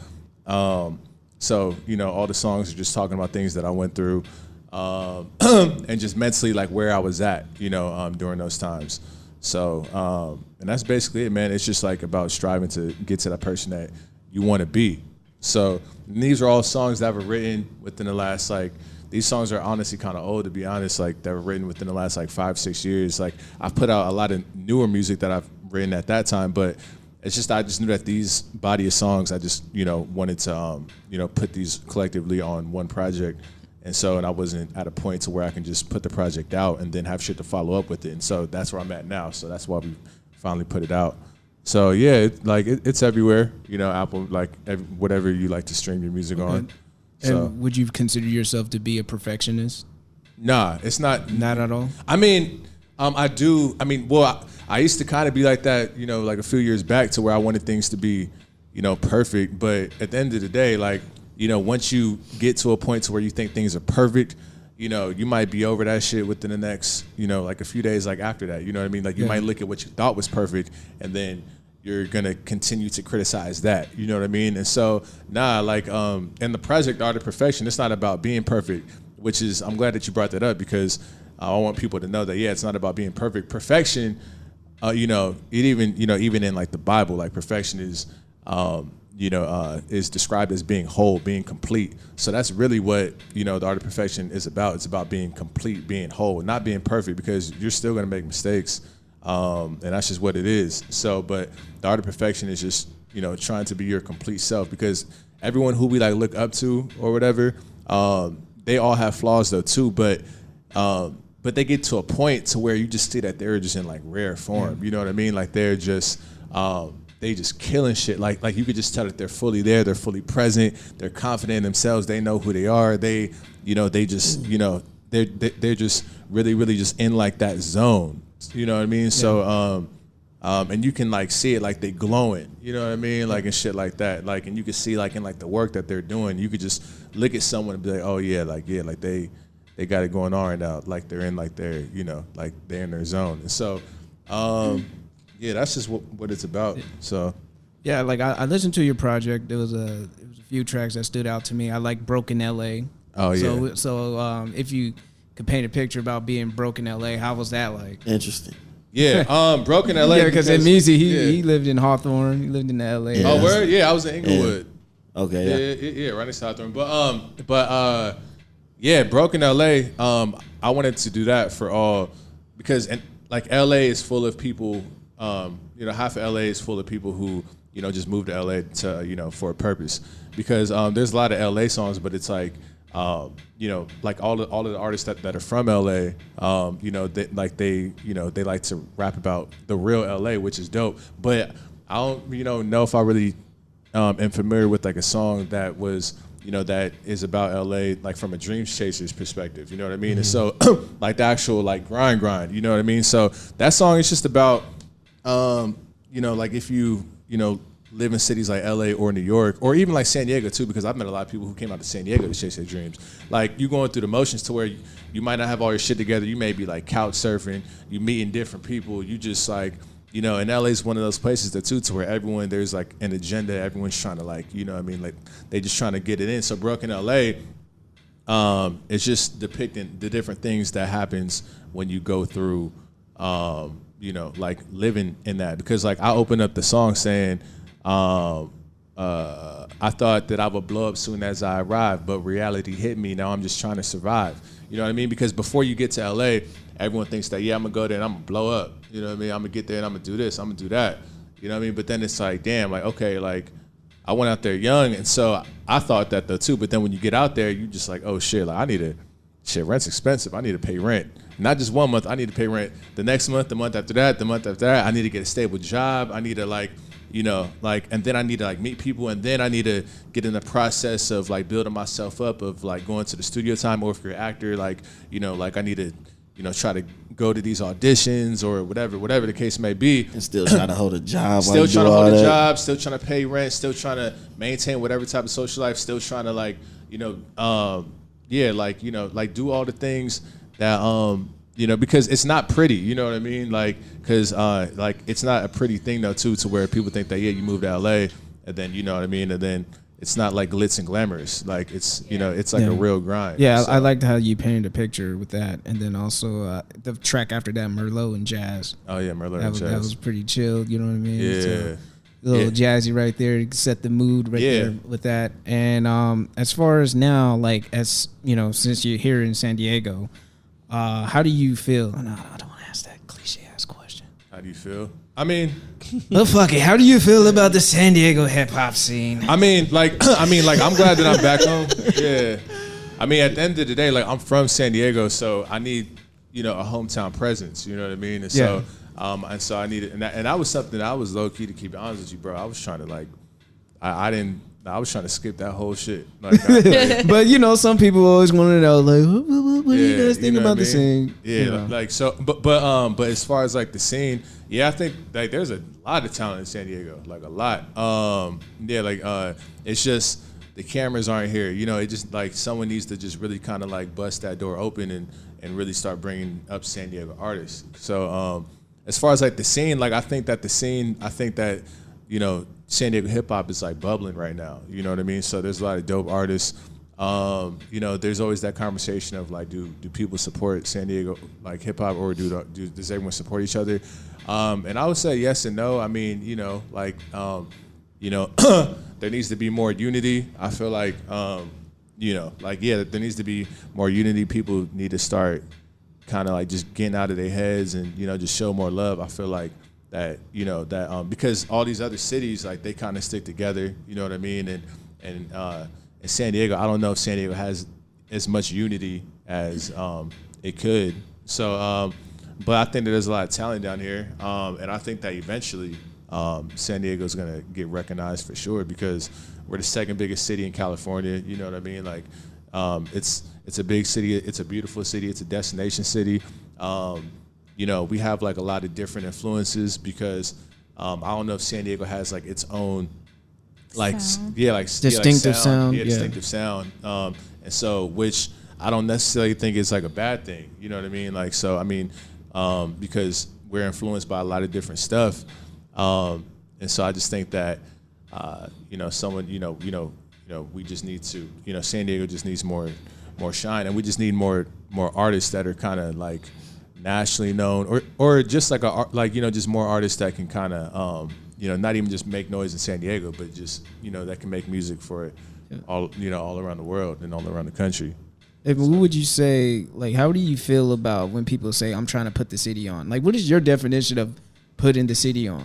I mean, my definition of putting the city on is shedding light on the city, like doing work with artists from San Diego. I mean, getting yourself to a position to where you can help out, you know, to where you can bring up other people, not even just artists though, too, like dope photographers, dope cameramen, podcasters, like everything, like graphic, like, you know, graphic designers, like, just because a lot of people that I work with, like, it's a whole, like, you know, like the camera people that I'm working with, they're like San Diego people, like the photographers that I'm working with are San Diego people, like my friends are from San Diego, and so yeah, I think that really just yes. So to answer your question, yeah, like putting yourself in a position to where you have some sort of power, to where you can open up doors for other people in San Diego. Not even just you know, bringing people, like involving people in like what you do, but you know, introducing other San Diego artists and just people in general to other people that they can connect with, you know, and that can help bring them to an elevated level.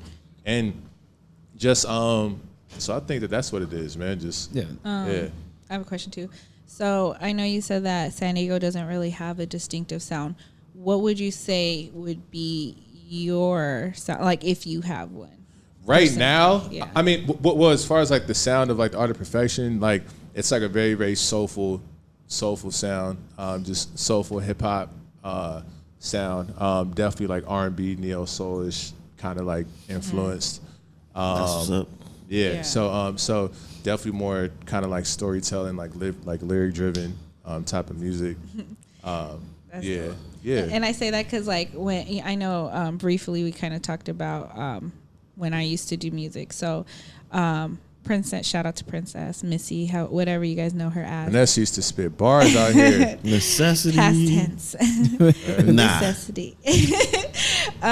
So we prided ourselves as not labeling us as rappers, but as lyrical storytellers. Okay. So that's why I wanted to kind of see how you view that as yourself, because like I said, every single song we told a story, and I'm like huge on that and just wordplay and stuff. I'm not that big on wordplay, but she was more so, and I felt like we complemented each other because she was more like heavy on the wordplay, and I was like, I would say I'm a little bit more elementary, but people were like, no. But I feel like I was more simplistic compared to her, and it like complemented each other. I mean, I think there's none. I mean, like I think that there's nothing wrong with both. I mean, because obviously storytelling, that's always going to be like a pinnacle in hip hop and just in music in general. But not every song has to be. You don't have to tell a story in every song because you just want some shit. Sometimes you just want some shit that you can vibe to, because the music that I'm currently making right now, it doesn't really sound like the current like Art of Perfection or too. Like it's a little bit more kind of like up tempo type of shit, but just because that's just where I'm at right now. And so of course like you definitely want to tell stories, but if you just want to hear like some dope shit to get in like your zone, but that's still lyric driven as well, then yeah, because I was talking to this producer earlier, actually, because like I did some song, I recorded to a couple of his beats, and he was like, yo, like these songs are dope. I want you to dig deeper and like and tell your story on these two songs. And I was like, I do that in like I have other songs though too, to where I do that. Like these two songs are just more like kind of swaggy type of stuff though too, to where like I'm in that mode to where like that's a part of me though too, like because I'm someone who is like a real hip hop fan, you know what I mean? And so me, you know, saying that, like I don't like mind hearing some shit that doesn't, you know, I mean some shit to where this person isn't telling the story, but they just like they got me going right now, you know what I mean? Like they got me in that zone, like they're still saying dope shit. But to answer your question, like, so are you basically asking me like, how do I feel about storytelling in hip hop? No, just how would you describe yourself in your music? Oh yeah, well yeah, I definitely So I mean, it's definitely, you know, soulful. I definitely you know, tell real life stories. I try to be as honest and as authentic as possible. And yeah, so I've always looked up to artists like, you know, I mean, besides the dope rappers, I always looked up to artists like D'Angelo and like Lauryn Hill and stuff like that though too, to where like those artists, they're not really telling like specific stories, because I feel like their songs, you know, like anybody can like relate to it. And that's what I was telling the producer earlier. I'm like, yeah, like, cause I kind of like, I don't want to just, of course I'm always throwing little specific stuff though too, but I kind of want to make shit that's more kind of like well-rounded, to where it's just like it doesn't matter who you are. Force it. And I get it too, because like even with concept songs, so like I wasn't really that big on the like jerking movement, the jerk movement. Back to the jerking movement. Yeah, Wow. but because that's how long ago it was when I was rapping. And there was a song that one of the producers sent for us to make, and he was like, "Oh, do this song," and it sounded straight up like some jerk shit. And I'm like, "Yo, are you serious?" I said, "Okay." So I just took it around with it, and I was just talking about how I didn't like I wasn't fucking with the jerk movement, so I like concept songs. Too, yeah. But I'm not one of those people though too who's like a super hip hop purist to where it's just like fuck that music. You know what I mean? Yeah. Like I might not listen to those artists. Mm-hmm. You know what I mean? Like, but I'm just like all right, like whatever. I mean, because at the end of the day, like it's not like because me personally, like I'm in it for like the long haul. Like I want to. I want my music to sound dope now, and then 5 years from now, like it still kind of ages well to where it doesn't sound like outdated. And so, but if you're doing shit that's dated, like I don't care, like you'll be here today, and then you might not be here next year. Like, I mean, if you just want to come in and try to like, blow up and make like a name and make some money, that's dope. I mean, because that's always been in hip hop. Like, it's been in hip hop this year. That was in hip hop 10 years ago. That was in hip hop when it first started. You've always had your so-called lyrical artists and storytellers, and you've always had your party artist, you know what I mean? Yeah. And then that's not gonna stop, you know what I mean? Like, cause that's music. Yeah. So lyrical artists have a tendency to have a longer tenure in the hip hop industry. So, yeah. I mean, skills pay the bills. Even if they quote unquote fall off, they will still have their cult follling. Yeah, exactly. That will go to their underground shows. Yeah, I mean, like, even because I feel like the music, it has to like attach to someone's like, like ribs and their like emotions for real too. Like, even if they're not like the most like lyrical person, you know what I mean? Like, if make me feel something. Exactly. Yeah. Like you could say like some real shit. You might not be like this like the most lyrical person or two, but somebody might just feel you like, man, I feel what he was saying. You know what I mean? Like, exactly. And so like that music.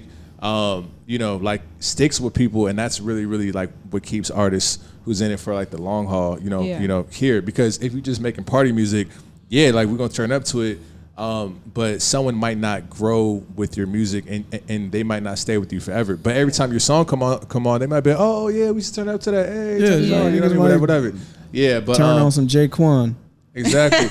Oh shit! I just randomly seen like a doc, like BET did like a little like mini doc. Oh, that shit went, bro. Finding J-Quan. Hey, you were for that. Yeah, I seen that a couple weeks ago. BET did a little thing. Yeah, it was called Finding J-Quan. Like, where was this nigga at? Like, yeah. I guess he's still doing good. I think he got his money wrapped up in tech. Shit, he got his money. So that's what's up. But and that's how I try to write music though too, because like even if I'm doing some shit though too, to where like there's more up tempo, and I'm just like, yo, this is my shit right now too. It got me feeling like, you know what I mean? Like it just got me feeling good. Like I'll still try to, throw in like little lines that still like jabbing at your ribs a little bit. You know what I mean? Mm-hmm. So I mean, you said some stuff on there on the Art of Perfection. Talked about some real life stuff. You talked about your relationship, that you mentioned before with your mother, your father, being biracial, being half black, half Samoan, and I remember in the conversation beforehand you talked about the support from the Samoan community. That you get from them as well. Yeah, I mean, because growing up, man, because I grew up around black people, you know what I mean? Uh-huh. Like, so like my mom was she's Samoan, but she's like the dominant person in my household, but all my friends are black. All my, like my surroundings were just black people, like, and identified as being black, even though I knew that, like, I'm obviously Samoan as well, mm-hmm. And so like I was never that in touch with my Samoan side, except like when I would go to church or whatever that's too, because we grew up going to this like Samoan church in National City, but like, or when we would do like family reunions and shit like that. But my mom, she'll be like on Facebook like promoting my music and shit, and then like, wow, that's dope. Yeah, and then so, but my mom knows damn near every Samoan person ever, and so and so like when she promotes like my shit, that's I'm getting random requests and like on Instagram, like, hey, keep going, Oos. You know what I mean? That's like a thing that Oos is what like Samoans call each other, and then so and I never even met them. You know what I mean? Like so, or they're like distant relatives, and they put my shit in their IG stories and the whole nine. I'm just like, damn. Like that's dope. Support, man. Yeah, that's like super support. I mean, fam support right there. Not many people know. That's why. Again, I don't remember Jason Momoa is Samoan. I think he's Polynesian, but still, like, that's the reason why he won $1 billion. That Aquaman made $1 billion. Yeah. That's part of the reason why The Rock is mad successful in his movies, because the Samoan community, they really fuck with each other. They support each other. And in the state of California, I don't know where you guys are from. Whoever's listening to this podcast, those are probably like they're the only other race that says nigga could get away with it. Yeah. Not most definitely. That's really facts. Yeah. Not most. What you gonna say to them anyway? Shit. Yeah. Like, what's up, nigga? Hey, what's up, homie? How you doing? Yeah, man. What up, though? Yeah, man. But Shout out to the Samoans, man. Hell yeah. Yeah, Samoans seem. I mean, Samoans like, I mean, they feel like niggas to me though at times. Like, so I'm just like, They all niggas. Yeah. Shout out to Moni. Rest in peace. Rest in peace, Moni. Oh man. Oh, and then of course the obvious question that people are going to be asking about when I put your name on the cover art. Why the X? Oh yeah, the X. There's already. What Marco is referring to is that the spelling of my name, Michael Brandxn, in Brandon, it's an X instead of an O, so it's BRANDXN. But that's just because, man, like, I mean, it's a simple answer. Like, there's already a clothing brand called Michael Brandxn, so I just put the X there. I just thought it was a cool little throw off, and then it always comes up in conversation. Yeah. So that's real simple, but that's basically okay. it, You know what I'm saying? I mean, if you ever want to change your rap name, you just call yourself Brand X. I know, right? Like that always throws people off. I get Braxton all the time. Yeah, I get Michael Brandxn all the time. Like people don't Braxton. With the like, you related to Tony? That's funny. Every time I think of Braxton, I think about the old boy from Jamie Foxx. Oh, Braxton T. Hardenberg. Yeah. Yeah. Okay. All right. As an MC, what is your favorite rap verse? Who made your favorite? Yeah, I mean, it's the jig is up, man. Pretty sure we all had a verse we memorized. Yeah. What's the verse that you memorized? Man, and what MC was it? I could think. I mean, well, the one that comes like right off bat is this J. Cole verse. Okay. Off of the song he did with Wale is called "Beautiful Bliss." That's my number one favorite verse ever. Swear to God. Ever. Shout out to Vanessa one time for being such a real one. That's dope. Yeah, I like your taste. My all-time favorite verse of his. Yeah. That verse is crazy. Like so. Yeah, like I just hoes, yeah, right. My nigga rapped into the hook. I was like, he was trying to body Wale on that one. That's when he was like first said thank you. Yeah. After he bodied like, bro, what is your like? Matter of fact, I'm about to delete that whole thank you part. Like, you over here trying to flex. You know what I mean? Like, but that was when he was coming up and he was hungry. You know what I mean? So he just wanted to let niggas know because Wale was like a much bigger artist at that time. Yeah, like Cole done killed a couple features. Yeah. All I Want Is You. Oh yeah. When he did. I would say both, but I like his second part of that. That he killed that shit. Like, I don't think people realize that Cole killed Currency and Wale in Back to the Future. Oh my God, dog! That song was bro. Yeah. Like, that song you was go back there. I love that song. Yeah. That whole like time. That's where that was around. Yeah. I'm about to listen to that shit after we live. After Jay-Z's Blueprint 3. For real. Stars Born. Yeah, that's the verse that put him on though. Yeah. He had a great 2018 just being a featured artist. Yeah. Because you got to think about J. Cole is like, he's doing that, of course, and then he's being a producer, and then he's doing sound engineering. He's wearing mad hats. If you just give him a chance just to focus solely on having a 16, it's a wrap. Yeah. What do you say? All I want to eat. I'm like a freaky lesbian. Freaky lesbian. Yeah. Yeah, man. Yeah, man. I mean, let's share our favorite verses. I mean, that's my favorite verse. Yeah, that's your favorite me and verse? Vanessa got the same favorite verse. You know what I mean? Oh God, this is a lot. I got mine. What's yours? Pusha T's verse on Soul Pole. Oh, man. So That was hard. Ooh, I can listen to that verse like, push it, man. That's my guy. Yeah, That's my guy. Dope. What about y'all? What y'all got? Damn. One of my favorite verses is Lupe on Sky High. Oh, Kanye's oh, joint. Yeah. It's like, Come in like Lupe in the third. Yeah, that song was fly. Damn. I represent the first. Well, you thinking about Tyler's Funk Flex freestyle? Right? Oh no. I haven't heard it. Yo, you gotta do the. That's when the Funk Flex noise. Yeah. Got bars, nigga. You know nothing about that. Man, Oh, I mean, shit. I think it was Wu-Tang Clan's Triumph, man. Okay. Yeah. Just the whole Bro, take it song. back to the Wu-Tang. No specific verse. He like, I mean, nigga, all three verses. Atomically. All three verses. Socrates. nigga. Then high five feast. Yeah, shit. that's my shit. Yeah. What artist y'all feeling right now? I mean, right now, shit. I'm fucking with Rick Ross. I'm liking the singles that he's putting out. Some people might not care for him, but it's Rick Ross, man. That's gym music right there. Yeah. I always say fat rappers make the best gym music. That's funny. They do. Rick Ross is hard, bro. I don't know, like they got extra. They do, homie. Like What other fat rapper makes good gym music? Shit. Who else? Fucking Action Bronson. Big I was about to say Okay, Action Action Bronson. I was saying Fat Joe. Fat Joe. So, Shit, I gotta think of some more, but that's where I can start off right there. Push it. Port of Miami 2 is gonna be lit. That's gonna be fire. What about Gorilla Black? Gorilla Black. Oh, Biggie with Notorious Thugs. I like to listen to that in the gym. You know, If you knew. Gorilla Black.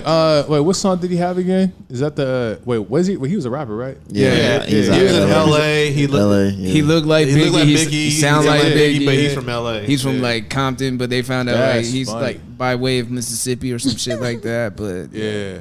they wanted to forget. kill that nigga. I forget what his That's debut song was, but I remember there was another song he had with Mario Winans singing on it called "You're the One for Me" or something like that. That's funny. Yeah, that's funny. But shit, man. Any questions for us? Like you want to know? Yeah, man. Wait. What questions do I have for y'all? I don't know. Since we're here. Since we're here, Shit, man. Not really. Vanessa, you got any more of your segments? Because your segments low-key be lit. I just the NSA for here, and then She has her own show, which I would love for you to be a Hell guest yeah, on. most definitely. It's like some like Angela Yee type of freaky shit.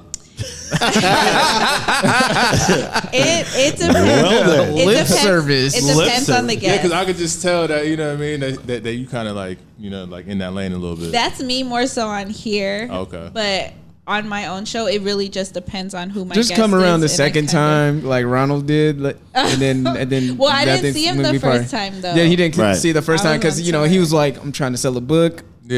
You know what I'm saying? He said- Second time he came here, was like, I got some shit to get off, and I'm like, okay, nigga, let's go. My book is out. It's doing great. All right, now let's what's up. let me show you the real Ronald. So what up? The real Ronald. Shout Some to real Ron. R&R. The real Oh, Ronald. yeah. Oh man. All right, man. Shit. Shout outs and parting words. We go ahead and start off with Kmart. I know he came late, but he's here. In a matter of fact, I came late. Shout outs to me. You can be anywhere in the world. You can be pretty much cleaning your house, taking a shit, be stuck in traffic, working out, or all the above. Doesn't matter. Thanks for being here with me. I appreciate it. Go ahead, Easy. He's like, all right, with the shits. Shout out to my lady Dashe. Of course, she did an event called Tangerine, and Oh, that's your girl? yeah. Oh, okay, yeah, she's lit out here. That's what's up. Yeah, I Yeah, met her she like lit out once, a couple months ago. Yeah.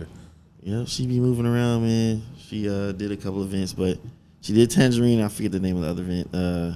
The softball shit. Yeah. The softball shit. Yeah, the celebrity game. Oh, yeah. Yeah. Shout out to like Dom that. Kennedy for coming out here and taking this L. These I have my LA shirt on. Man, these niggas lost You got 20 an to LA 3. shirt. Well, I grew up in okay. LA. Oh, you did? Oh, Yeah.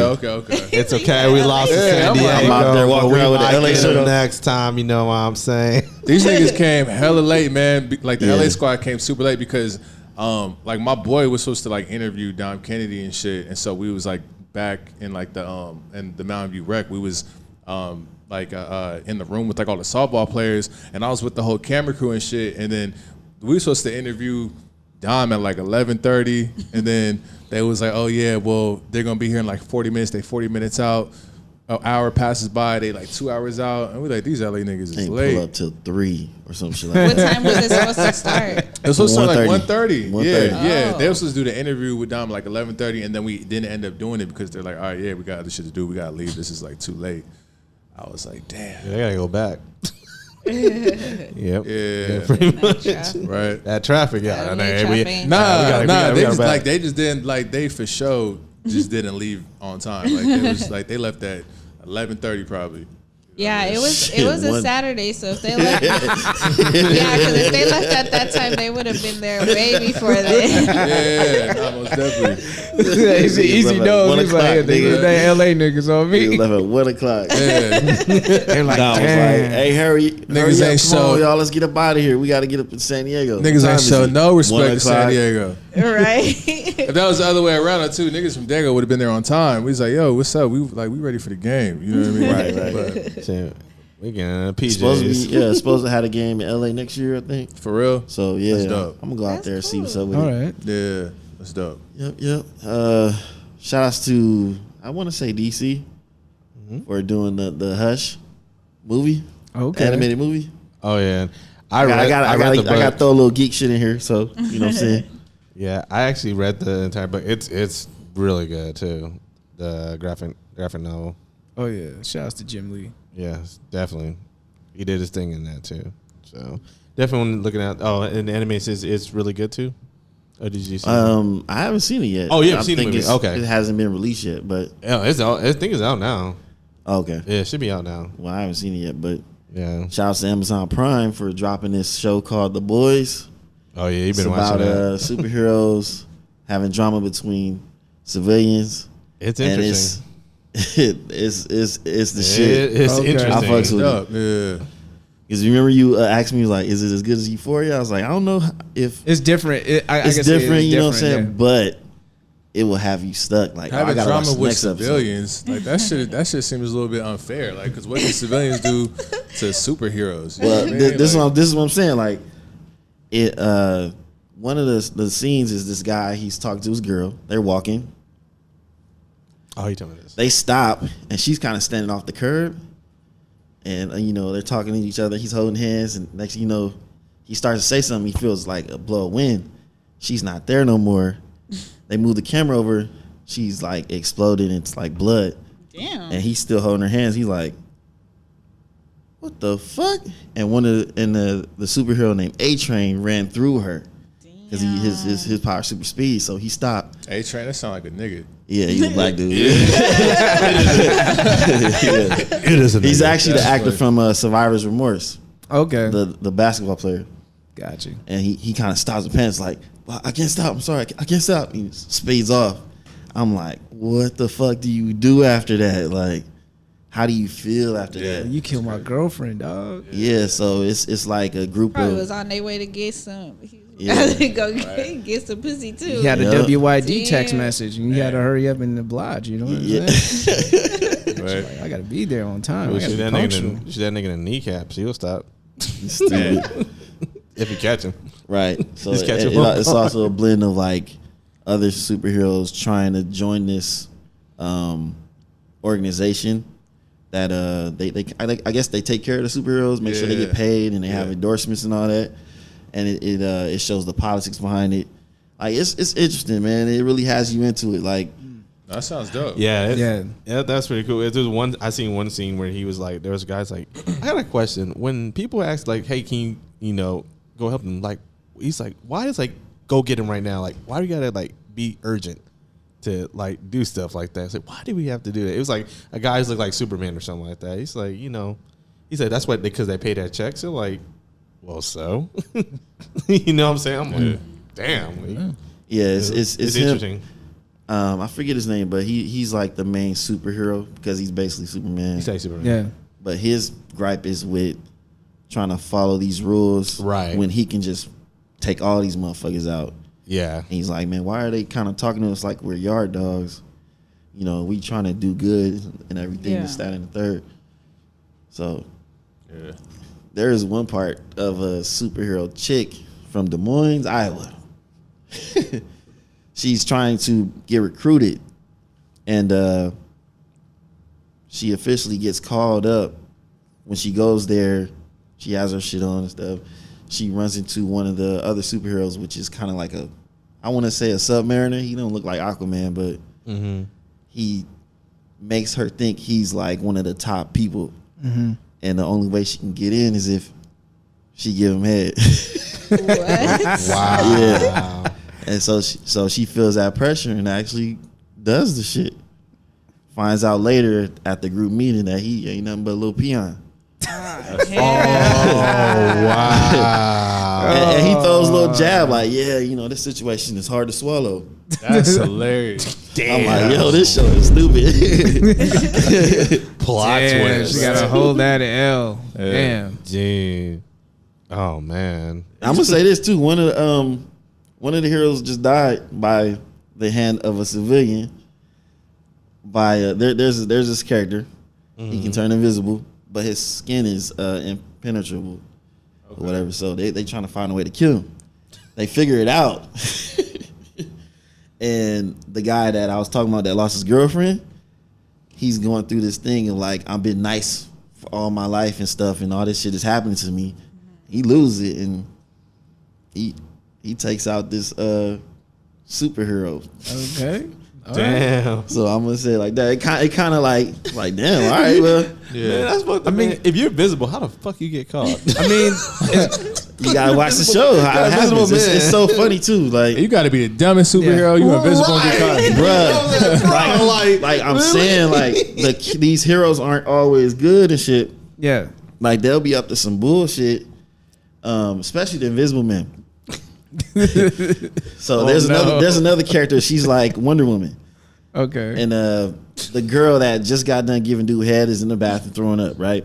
The Wonder Woman chick come in. After giving head? Yeah, after giving head, she's like throwing up in the toilet or whatever. She's discussing with herself. The chick that kind of looks like Wonder Woman basically comes in. His She's washing her semen hands. tastes gross. Old girl washing her hands next to her, right? And she's like, suck that shit up. You know, you're going to have to deal with that when you hear blah, blah, blah. As she's walking out, she calls the invisible dude's name out like, get your creepy ass out of here. And he appears. He's like, oh, shit. Wow. Damn. Like, you fucking pervert ass nigga. Like, Nigga, how you get caught as Invisible Man? What kind of superheroes are Maybe these? he stinks. I don't know. Maybe they can smell him. there's some dysfunctional shit going on, man. I mean, shit. I mean, philosophically, there's a thin line between being a villain or a hero. Like, you look at Batman for one example. Like, you see his parents get gunned down in the back of an alley. You know, he went the good route, but you know, there's plenty other alternate stories of Batman going the bad route. Oh yeah. You know, and that's just that's the beauty of superheroes and villains, because sometimes the villain could be a hero in his own right. Right. It's all perspective with that. Yep. Yeah, and actually to talk about that, like with the Superman character, he lost somebody close to him. He went the bad route, whereas Batman didn't. You know, just think about that. Like, it kind of has some, kind of has some storyline in this show. Can you imagine Spider-Man just being jaded because his Uncle Ben died? He's like, fuck everybody. I'm just robbing banks. I'm just gonna crawl in walls and shit and just start robbing banks. Yeah, easy. Was your shout out? Yeah, that's it. I'm gonna stop there. Okay, drag the shit on. Right. That was a long ass shout out. Shout out to that whole shout out. It's a world record. I know, right? My shout out is to my mom. Happy birthday. Her birthday was on Saturday. Happy birthday, moms. Happy So birthday, I hung Mom out Dukes. with her. So that's why I didn't go to the celebrity baseball game, because it happened to be on the day of my mom's birthday. For sure. Shout out to Amelia for being on my last episode and spitting the bars I didn't think she was going to, but she spits on hot fire. But it's gonna be on my Patreon, so I'm excited. I'm excited for her to just. You got to listen to the last episode because it was pretty dope. Next episode, Nessa's gonna spit bars. Oh my god! For her Patreon. That's gonna we'll see. That's gonna be worth it. We'll see. But you gotta pay for it. You gotta pay to hear. You better come with it though. Right. Shout out to myself for finally doing a skit, and it's funny because somebody hit me up. Killer's like, what? Somebody hit me up and was like, "Did you? I see that you're touching." What did he say? Exactly. He's like, "You're touching into your I am Jazzy." That's my line. Whatchamacallit. And I'm like, oh, he's on my I am Jazzy bag or whatever. And I was like, no. And I was like, honestly, because I feel like I'm not the funniest person, but I do like to laugh. I do like skits and shit. That's why I'm always like, yeah, let's do it. When we talked about doing skits, I'm like, let's do it, because that's something Princess and I always said that we were going to do while we were doing music as well. But again, like I said, she joined the military, so she left. So we never got to do any of that stuff. So this is something that I've been wanting to do since back then. So when we brought it up amongst, ourselves, I was just like, yes, let's do it. We haven't done it yet. So just one day I was just like, you know what, let me get in on this hot girl summer shit. You know what I mean? So I did my first skit, and I did everything through my phone. So shout out to InShot, because I was like, I don't know how the fuck I'm going to do this, but I'm going to make it do what it do. And like you said, I had over 500 views. I didn't even know because I didn't even check.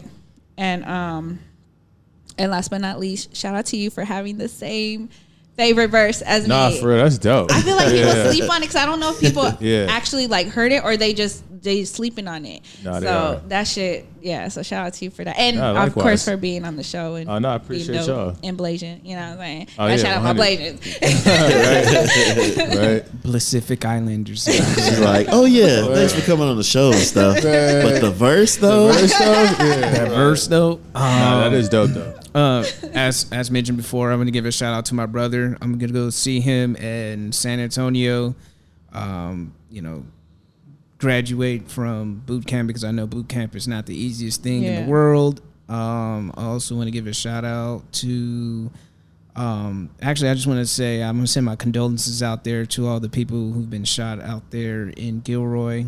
Unfortunately, some other little white boy with a gun had to go out and shoot up a group of people for whatever reason, because he feels that, people of color or mestizos or whatever you want to call them are taking over the world, and I gotta do my part in depopulating the world. So I just want to say he's dead right now, but anyway, fuck you anyway. On your way out, you deserve every bullet that came through you. And I don't give a fuck about your mental health, because anybody could seek therapy. Anybody could seek someone to talk to. That's very, very selfish of you to go out there. And, one of the victims was a 6-year-old boy who got shot and killed. I don't want to end the show on the downer, but I just had to get that out there. Because, it's just a sad thing, man. People get like, Gilroy, nigga, that's garlic capital of the world. Why would you want to shoot people at the garlic capital of the world out there? So shout outs to our Bay Area listeners out there. I hope, I'll keep you guys in my prayers, and, I hope everyone's doing well, during this grieving process. And also I just want to give Michael a shout out for coming through. Thank you. You're welcome anytime afterwards. If you want to if you feel loose, you got to really get some shit out. Get out your chest. Man. Yeah. This is the platform to do it. But this is more definitely like an introduction, get people to know you. So, sure. Just thank you for coming through. And shout outs to my girlfriend, Olivia. Thank you. All right, Michael. Well, first off, I just want to shout out the Jig Is Up podcast, everybody, Marco, Vanessa, Amizi, Kmart. Appreciate y'all. I'm appreciative of even, you guys even having me up here. And and shout out to my team, shout out to Full Purpose, shout out to Reggie, shout out to Tim. I got a project out now called The Art of Perfection. Go check it out. It's a good introduction into who I am. And just stay tapped in with me. All social media is at Michael Brandxn, Brandon with an X. And that's it, man. Just hope you guys have a great week. Keep chasing your dreams, keep evolving as people. That's it. All right, man. So, if you enjoy listening to this podcast as much as we love making it, because we do what we love and love what we do, and if you're not being your motherfucking self, I feel sorry for you. Well, you know what I gotta say. The jig is up. And we out.